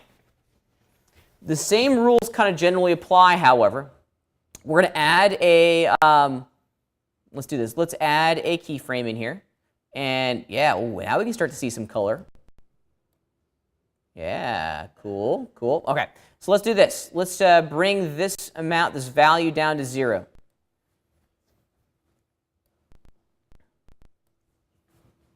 Pretty cool. Now it's incredibly reflective. It's not reflective here in the center, and it's incredibly reflective out here on the edges, and we can continue to modulate that by changing the position. Yeah, that was a little too much, I think, perhaps. Or we can move the starting location. All right. Now, I have the inverse of what I'm ultimately after here, right? I want it to be not very reflective around the edges, okay? And I want it to be incredibly reflective here in the center, so I need to change a couple things, okay? So if we close this, I want to just draw your attention to one of the options we have in the texture layers section of our shader tree, which is this invert, okay? If we invert that layer, now you can see the result that we're getting, okay? And what we're just controlling here is just the intensity of some of these colors and some of these reflections across our vase. Yeah, I might need to push it a little bit more. Okay? However, maybe what we need to do here is let's turn off reflection amount. Yeah. Still not quite where I want to go, but Mr. Pryor had a question pertaining to, here, I'm going to mess around with it for a second. Sorry, I can't stop fidgeting.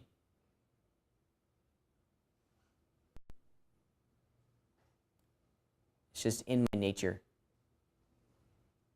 And what we're getting here is just a little bit of wrap. It's kind of difficult to see the importance and the role of this in a black environment as is. If we were to change the environment to something else, then it'd be a little bit more apparent. You'd see it. It wouldn't be as reflective over here on the side. Okay.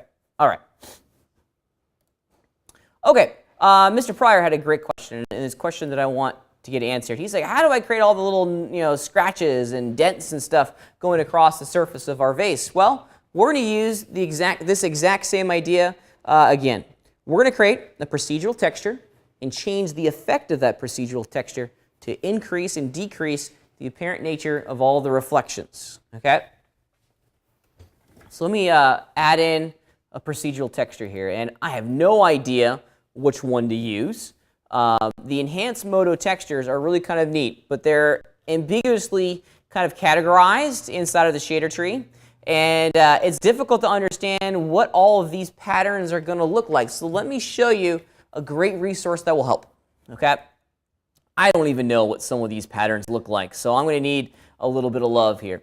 If you go up to your Help pull-down menu at the top of the screen, the second one from the top is the inline help system. And I like the inline help system. It's actually, I think, beautifully written. You click on it, it's going to open up your web browser, and it's going to load in a whole series of web pages. These web pages completely describe the core functionality of the Moto system in a really nice interactive fashion. Where we want to go is Shade, Light, and Render. And then in here, we want Shader Tree Items.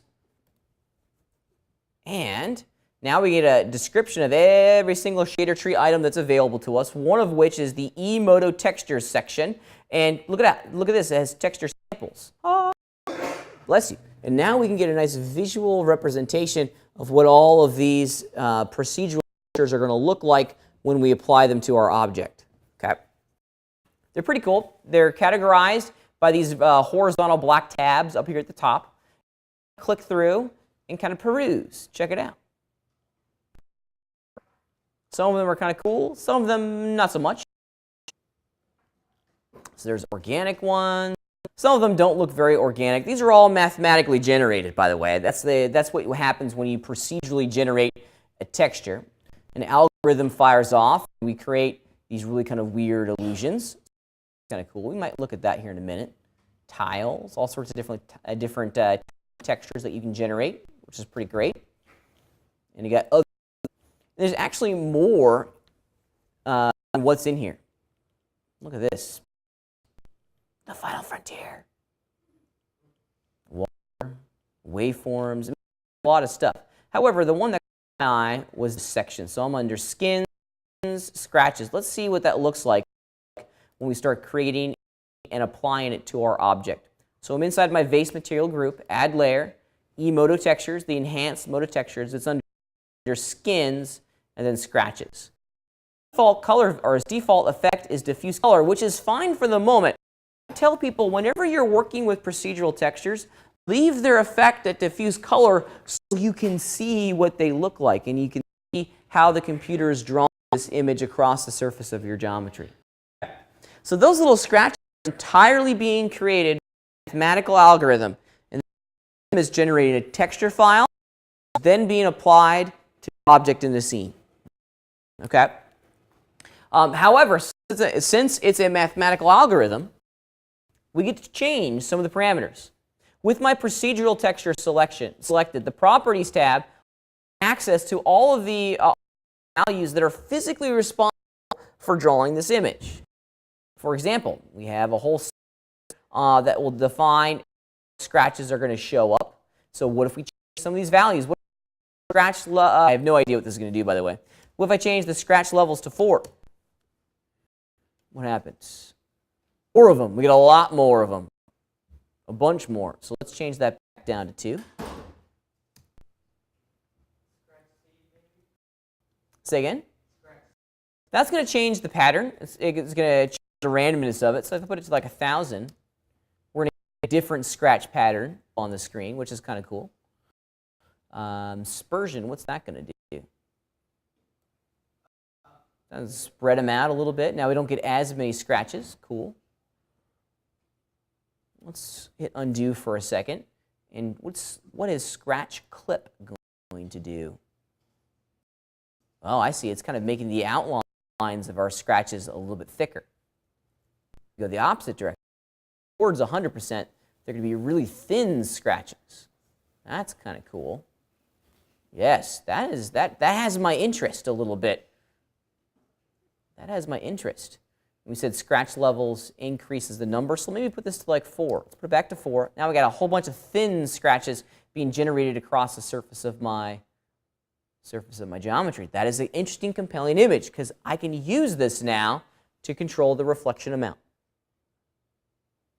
Let's do it real fast. Let's change the effect. Basic channels, reflection amount. There it is. Boom.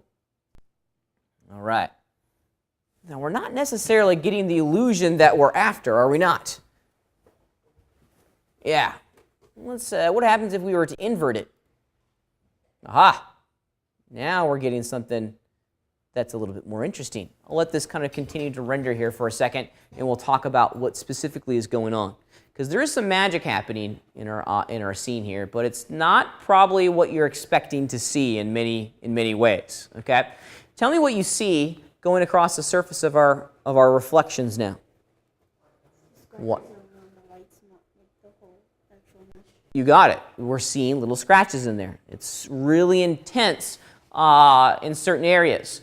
Where the scratches were perfectly white, we're getting a 100% reflectivity amount. Okay? Where it's black, we're getting 0% reflectivity amount. Okay? Now, we also have some other parameters in here that are at play. We have this gradient driving things. What if we were to turn that gradient off? We'll see what we get. Something that's kind of very, very similar. Okay? So let's change the rules a little bit here. Maybe I don't want those values, or maybe I don't want the scratches here to be perfectly white. Well, maybe we change the high ground, the foreground color of our scratches. Instead of it being white, what if we were to make it gray? Yeah, now we're bumping down. I think maybe a little bit.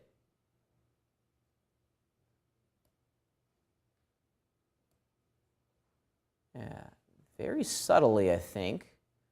No, I take that back. Let me put that back to, put it back to white. And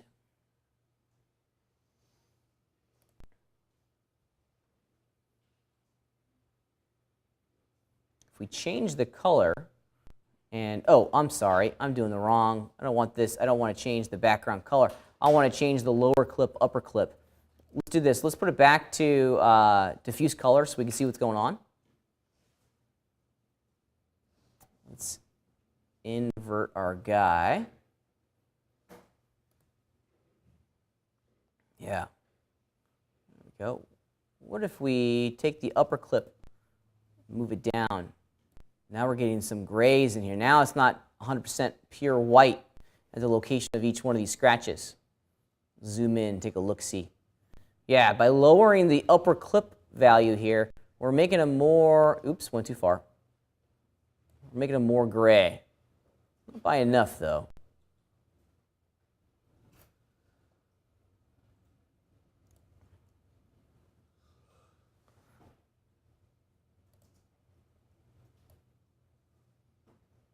There we go. I think the reason why this wasn't working for me before is that I had it inverted. I was like, I'm pretty sure if you just change the foreground background color, you can change the intensity of all of this. Because I was inverting it, I was getting a false read. Okay, now let's change this back over to reflection amount and see what we get. Let's invert it once again. Yeah, now we're getting some chips in there. Not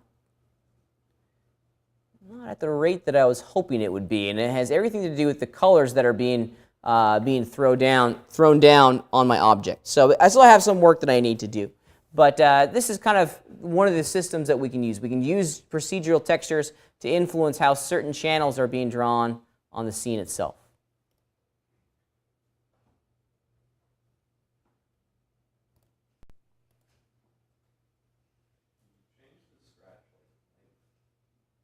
I don't know. Let's find out.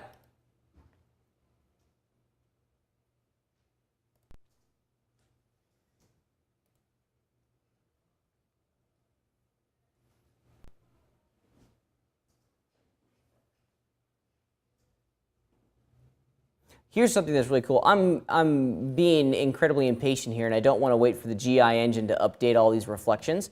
Yeah, this is something that's crazy advanced, but it's actually kind of helpful in this particular situation. If you go up to this button inside of your preview window, you can change what the preview engine is showing you inside the preview window. What if I only want to see the diffuse color channels that are being evaluated by the engine?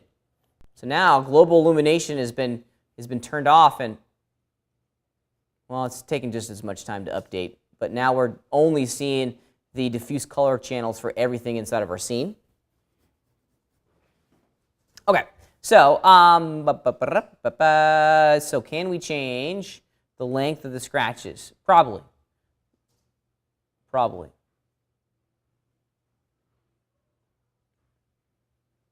Of course, you can always go into the texture locator and just physically stretch it. You could scale it along an axis. That would change the length of the scratches. Okay. You can also maybe change your projection type to cylindrical along the Y. What do we get here? Not a good result. Let's go back to solid. That seemed to give me the best.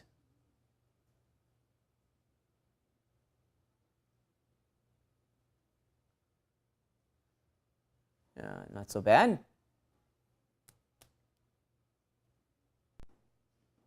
Let's change my filter back to final color output so we can see exactly how our object is going to be drawn. Let's change.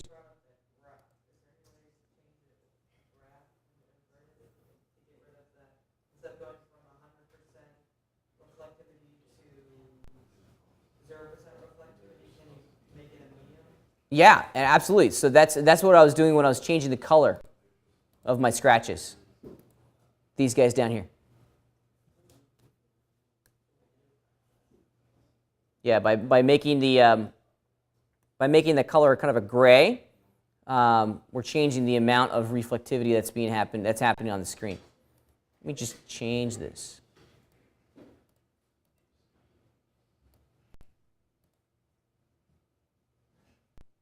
Now, why didn't that do what I thought it was going to do? Hold on a sec. Something is, aha! I did not notice this until right now. This must be something they changed inside of 701. Check it out. We have the background color. Its value is 100%. We have a foreground color. Its value is 0. Let's put it to 100%. There we go. That's kind of what I was expecting to see.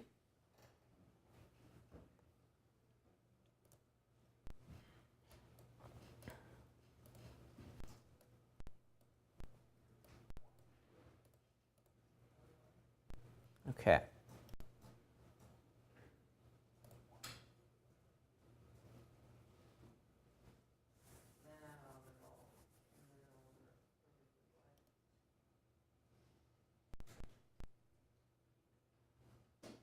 Let's change this back to reflection amount. See if we can get what we want. Let's invert it. Meh. Well, no, we're getting some scratches in there. It is very, very subtle. Yeah. Yeah, it's pretty cool. It's a pretty neat little part of our system. It's always going to evaluate the pixels that are underneath your mouse cursor first. Great way to very, very quickly kind of figure out how certain elements are affecting certain areas of your render, excuse me.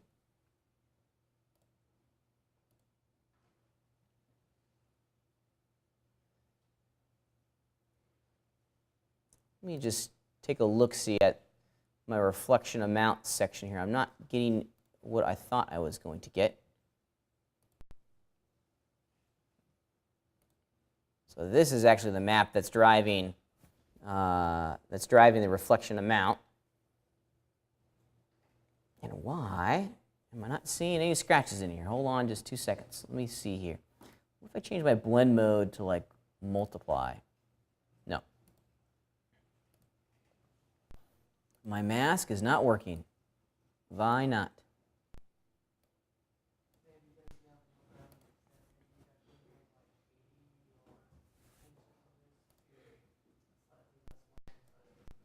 Yeah, I don't know.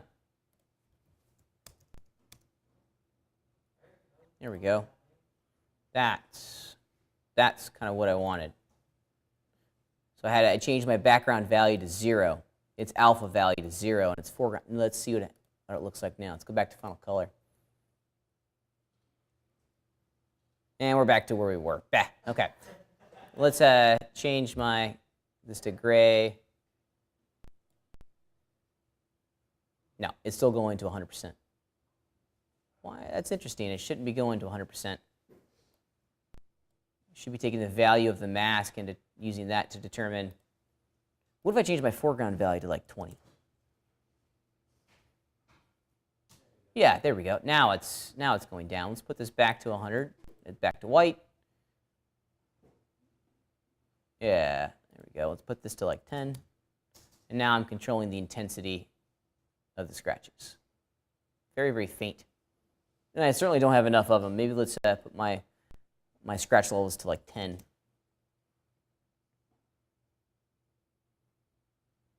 Most scratches, please. Yeah. All right, not so bad. Not so bad. What if I inverted it? Nope, nothing but bad there. What if, let's do this. What if my background color is white? Let's see if I can try to make a hole in it. My foreground color is black, but at a value of not 110%. 110%. Background, I'm playing here, I apologize. Nope, still getting what I want, or still getting what I had before. Okay, anyways, what I wanted to do here is just illustrate what you can do inside the shader tree. We can start adding these procedural elements on top of each other and start getting some additional realism that will help our audience understand the way this object's supposed to look. Okay? It's pretty great. You know what just dawned on me, why I'm getting what I'm getting here? It's that clear coat amount. This is the clear coat amount on my vase. It's at 100%, and that is giving me a false read as to what is happening. Yeah, there we go. That's what I wanted. That's what I wanted. Perfect. Now we're only seeing the scratches. We're only seeing scratches where I had a reflection a moment ago. That clear coat amount was throwing me for a loop. I was sitting there. I was like, what is going on? This is supposed to work like this. It's the clear coat amount. And we're getting this small little illusion that there's a whole series of surface imperfections going across my vase. These are the types of things that we want to start looking at as we get our camera closer and closer and closer to our object. Okay? We're going to start to see little details like this. Okay? I've gone way too far on a product shot. I think our advertising agency would have a big problem if I gave them a whole series of really nice glossy images where the object is scratched. But these are the types of things that we want to start looking at. We can add in reality into our renders by infusing these procedural textures and having them control certain channels of our material. Okay. One thing that I do a lot is mess around with influencing the diffuse amount. Okay. Let me show you one final example, and then we'll call it for today, because I know I'm making your brains hurt. For that, I do apologize. But a lot of objects, they're not going to be all one perfect color. There's going to be small variations in color going across the surface of our object. Okay? Those variations can be controlled by the diffuse amount. Not the diffuse color, but how intense that color is going to be. Let me add in another procedural texture here real fast, and maybe we'll do some sort of noise pattern. Maybe a noise pattern that's really, really noticeable. Like, I don't know. Well, let's do, I don't know, dimples. Yeah, let's do dimples. Let's do some sort of geometric pattern. Dimples. Dimples. And there they all are. Awesome looking. Pretty great. Not really. Okay, let's see what we can control here. All right. Okay, that did not. There we go. Now we got this groovy kind of pattern. Okay, that's pretty neat. So instead of it controlling the diffuse color, what if I asked procedural texture to influence the diffuse amount? This is how intense that blue is going to show up across the surface of our geometry. Where we had pure white on that procedural texture, we're seeing 100% or 80% of our diffuse amount, and where it was black on that procedural texture, we're seeing 0% diffuse amount. But I don't want it to be 0% diffuse amount. Maybe I want it to be 60% diffuse amount. Okay? So if we go back into our procedural texture, under texture layers, let's change the background color to a different color. Hold on. Let's increase the transparency. There we go. The background value, and there it is. Now we're getting something that looks kind of cool. The smallest indication of some sort of maybe surface pattern that's showing up across our vase. I've just created something new there. It's a new kind of paint style on my vase. You know, very few things are solid colors, okay? I love it. Pretty neat. Very cool. Questions? Okay, here's what I want you to do.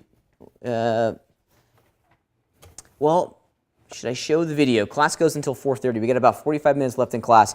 There is a really neat video that describes how we can use Modo inside of our rendering process to create new looks and new ideas. Maybe I'll save that for next week because I don't want to overload your brain with a lot of information today. So here's what we're going to do. We're going to use the remainder of class time today to work with these Lumigons and start crafting some product shots. If we go back to renderography and revisit the assignments that are going to be due next week, your lab assignment is really fun. Your lab assignment is going to ask you to create a product shot. But we're going to create some products or we're going to pull some models that come with the mesh preset library that's in part of all of our Modo. So your job is to mine, if you will, the mesh preset library Modo and find an object that you want. Okay, I would encourage it to be some sort of tabletop object, a product. So don't make it be an interior tabletop product. Okay. Once you have your product, apply basic materials and add three Lumigons into the mix and kind of recreate the 3-point lighting setup that we've been talking about. Okay. You're going to do the 3-point lighting technique entirely with Lumigons. At the conclusion of your lab assignment this week, you'll be able to create some pretty compelling renders. I've given you a couple that have come out of this class that I thought have been pretty successful. Okay, that's your goal, is to create a render, a nice render using the techniques and the ideas that we've been talking about this afternoon. Create one render of your product. Okay, at the conclusion of this lab assignment, you're going to upload your Luxology project file and your render to the Dropbox on D2O. Questions? Should be a fun one. If you work hard, you could bang it out in the next 45 minutes. Yes, sir.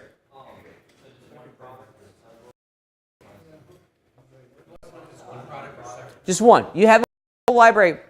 Let me show you the library so you guys can start checking it out. If you go back into Modo, Layout tab. The layout is probably the easiest way to access to your mesh preset library. The moment you go down into your Layout tab, the bottom half of your screen is going to dominate, or is going to communicate to you all the different presets that come with the Modo installation. Tab, and we can follow this kind of navigation scheme here to jump around through all the different folders inside of our library. So, for example, if I go into the animal folder, here's all the mesh presets, mesh animal presets. You're not allowed to use these. However, if you go into I think it's in. There's a whole series of subfolders, one of which is like decorative accessories. Here's some good ones. Okay, don't do the abstract sculpture one. That one's going to be very, very difficult for you to generate a render. This is good. The vase that I've been working with is good. The wine bottle's good. Candles are good. The bowls are good. Let's see, household items. Whole bunch in here that you can use. Okay, I wouldn't do. I wouldn't do the saute. That's just going to be boring. Or the stove burner. That also would be boring. But it's in here that you can do pretty. Okay, so have fun. explore the mesh preset library. There's some good things in here. Just make me a product shot using Lumigons and fancy materials. Okay? Questions? Questions about your lab exercise. Before all of you guys run off and start working on your lab, let's just chat for a second about the homework. So this week, final part of your cell phone project is due next Thursday afternoon. It's your job this week. Hopefully you have your model in a good place, okay? So if you've been working hard on the model, this next stage should be a little bit easier, okay? Textures, materials, and renders this week of your cell phone. Pay attention to everything that we talked about today. You absolutely want to use Lumigons, and you'll absolutely want to apply some of these advanced material properties that we were talking about today to gain a much, much better result. Okay? As a small, subtle reminder, final render size 1280 by 720. Okay? A number of you have been handing in homework assignments that are at 720 by 480, the defaults. Okay? We want our images to be larger so we can show them, we can put them on a television or print them out, for our portfolio. Is there a way to set moto to do 1280 by 720 by default? Yes. Every time I do it, it sets it back to 720. Bummer. I think that has to do with like the computer that you're on. It's like each computer. Yeah. That's like different. There is, and I'm not intentionally trying to be a jerk about this. I want you to change these numbers. I want you to get into I want you to establish the muscle memory of going in and physically changing your render size every time you do a project. Okay. Yeah, there are global defaults that allow you to change this instantly, but we can't rely on those defaults to render our images. When you get out there in the real world, every different job is going to have a different render size associated with it. So this is kind of my way of trying to get you guys to think about render size and changing the numbers manually. Okay. Other questions? Yeah. What about how to add the numbers on the buttons? Yeah. So if you want to do that with the UVs, you absolutely could. You absolutely could. So you could go in and take a snapshot using the Project from View tool. Okay, let me just talk about that for a second.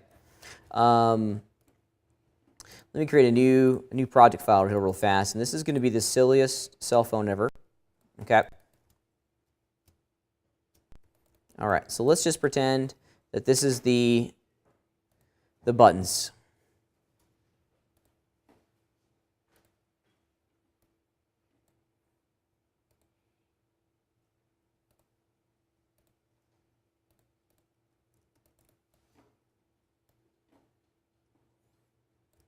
All right, so there's my buttons. Oh, we need one more row. There we go. So there's my buttons, right, on my cell phone. So here's what if you want to do UV maps and take these over into Photoshop, you're absolutely more than welcome to do that. Let me show you how to generate the UVs for your buttons and for the screen. It's really easy. Just make sure you select all the polygons that you want these images to show up on. Jump over to your UV tab, and if you remember our conversation a while ago when we were talking about the residential house, we talked about using the Project from View tool to take little snapshots of our polygons, right? Do you guys remember the keyboard shortcut that we used to align our 3D camera to our object? Control Shift A, right? Yeah, you got it. So we're going to do the exact same thing. I'm going to select all of my buttons. Buttons. Oh. I'm going to select all my buttons. Here we go. Control Shift A. And then I can grab the Project from View tool and simply left-click in my OpenGL viewport, and it takes a snapshot of the selected polygon and creates the UV islands for them automatically. Okay? Now, getting these elements out of Moto and into Photoshop so we can texture is really, really easy here in Moto. It's pretty great. If you go to the top of the screen where it says Texture, one of the options that we have is export our UV map to an EPS file. An EPS file is an encapsulated PostScript file that's a vector format. Okay, let's just call this Pat's silly phone or silly numbers. Okay, we'll put it on the desktop. It's a vector file that Photoshop can open. When we open it in Photoshop, there's one critical step that we absolutely need to ensure that we do. So here's my EPS file. I'm just going to open it in Photoshop. There's one critical step here that we have to perform. We have to rasterize this vector file into the correct image size for all 3D applications to work with the texture correctly. Okay, and luckily, there's a series of standardized numbers that our industry works with. As soon as it loads.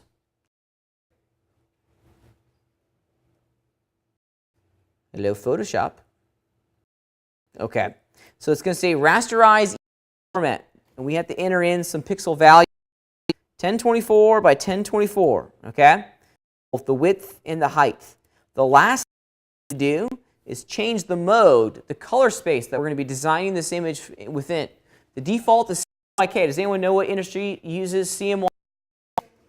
The print industry. We are not print artists. We are computer artists. So what color space should we be designing? RGB. You got it. Absolutely. So make sure you change the mode. That's the step that people often overlook. And then we can hit OK. And what we're going to get here in a minute is our UVs. And if you look very, very closely, you can barely see the faint outline of every single UV islands that we generated over in Modo. Here's a great little trick. I don't do faint outline. My eyeballs are getting a little bit of help. I'm going to apply a layer style, and this is super Photoshop specific, but let me make it easy. If you were to double click on the empty next to the layer name, it's automatically going to apply a layer style to that layer. What I'm going to do is I'm just going to outline it with the stroke. There we go. Now we can see all of our buttons. I almost always very thin stroke with a really outrageous color, so I don't accidentally. There we go.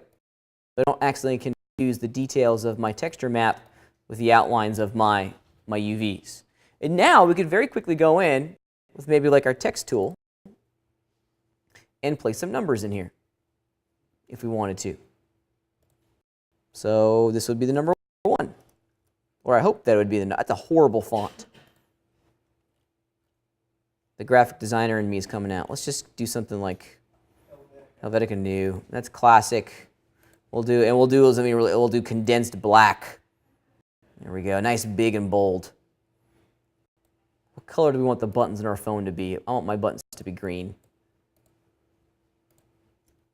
Just real noticeable. There we go. And now I just need to make a whole series of them. I want to duplicate the layer. There we go. So this is going to be, of course, 2. 3, rinse and repeat. I'm not going to do every single number, so yeah, don't like, yeah, that'd be torture to watch me do all these numbers. However, let's pretend that we're done, okay? If you wanted to send this Photoshop document back over into Modo, you can very easily just by saving out a Photoshop document, okay? I always like to do this, or I always like to remind people that whatever you see in this document is what's going to show up on your mesh over in Modo. What don't we want to see? The purple outline. So make sure you turn that layer off. Turn that layer off. And whenever I'm done, I always save 2 things. I save a Photoshop document, so I have all my layers. And then the file that I send over into Modo is almost always a PNG file. It's going to flatten it. That's okay. But it's going to make it much, much easier for our system to work with. Photoshop documents can get kind of bloated in their file size. So PNGs, keep it nice and light.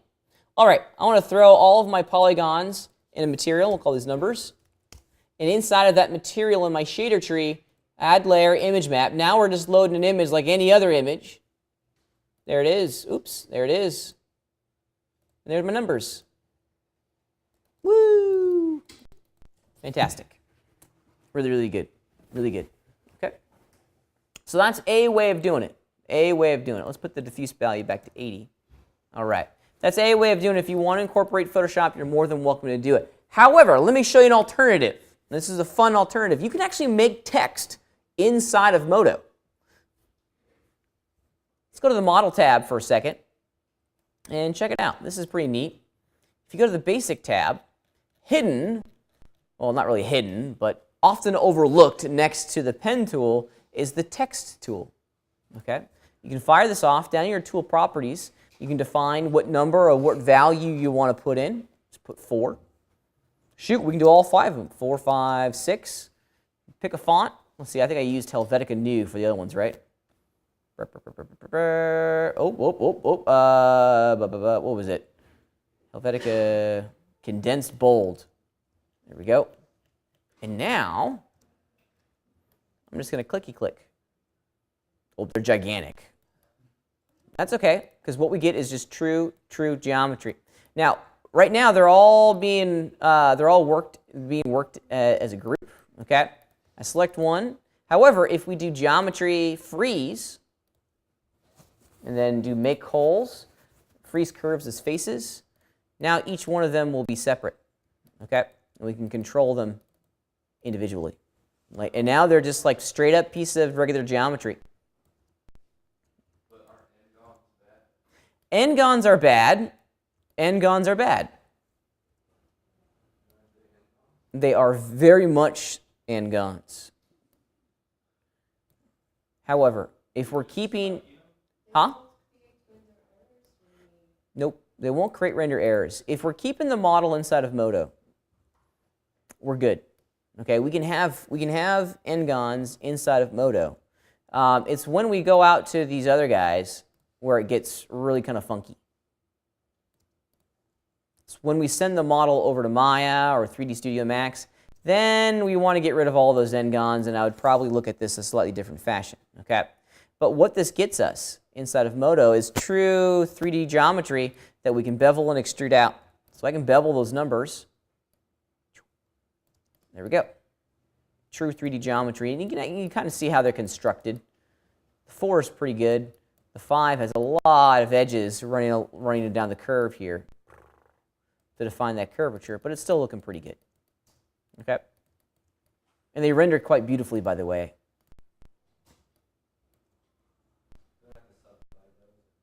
I would not subdivide these. That would turn into a headache pretty quickly.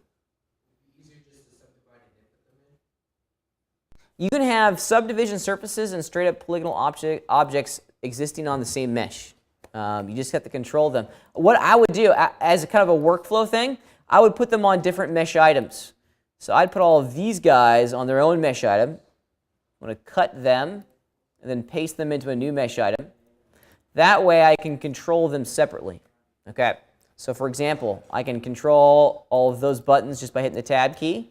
And since my numbers are on a different mesh item, they're not influenced when I hit the tab key. Food for thought. Food for thought. This is also another thing that you can do. Going back to our crazy example earlier. What if let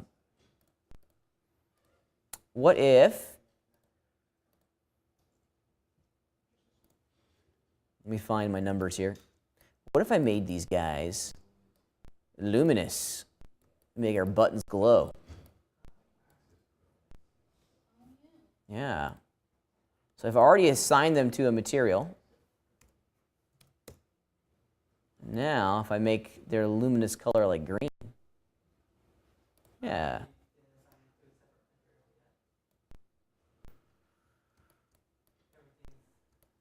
I thought I had. Let me double check. No, I think I'm here. We'll do this to really ensure.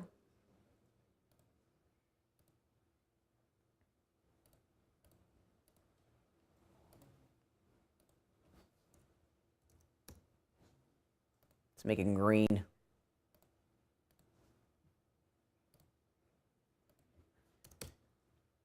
Shoot, let's just turn that one off.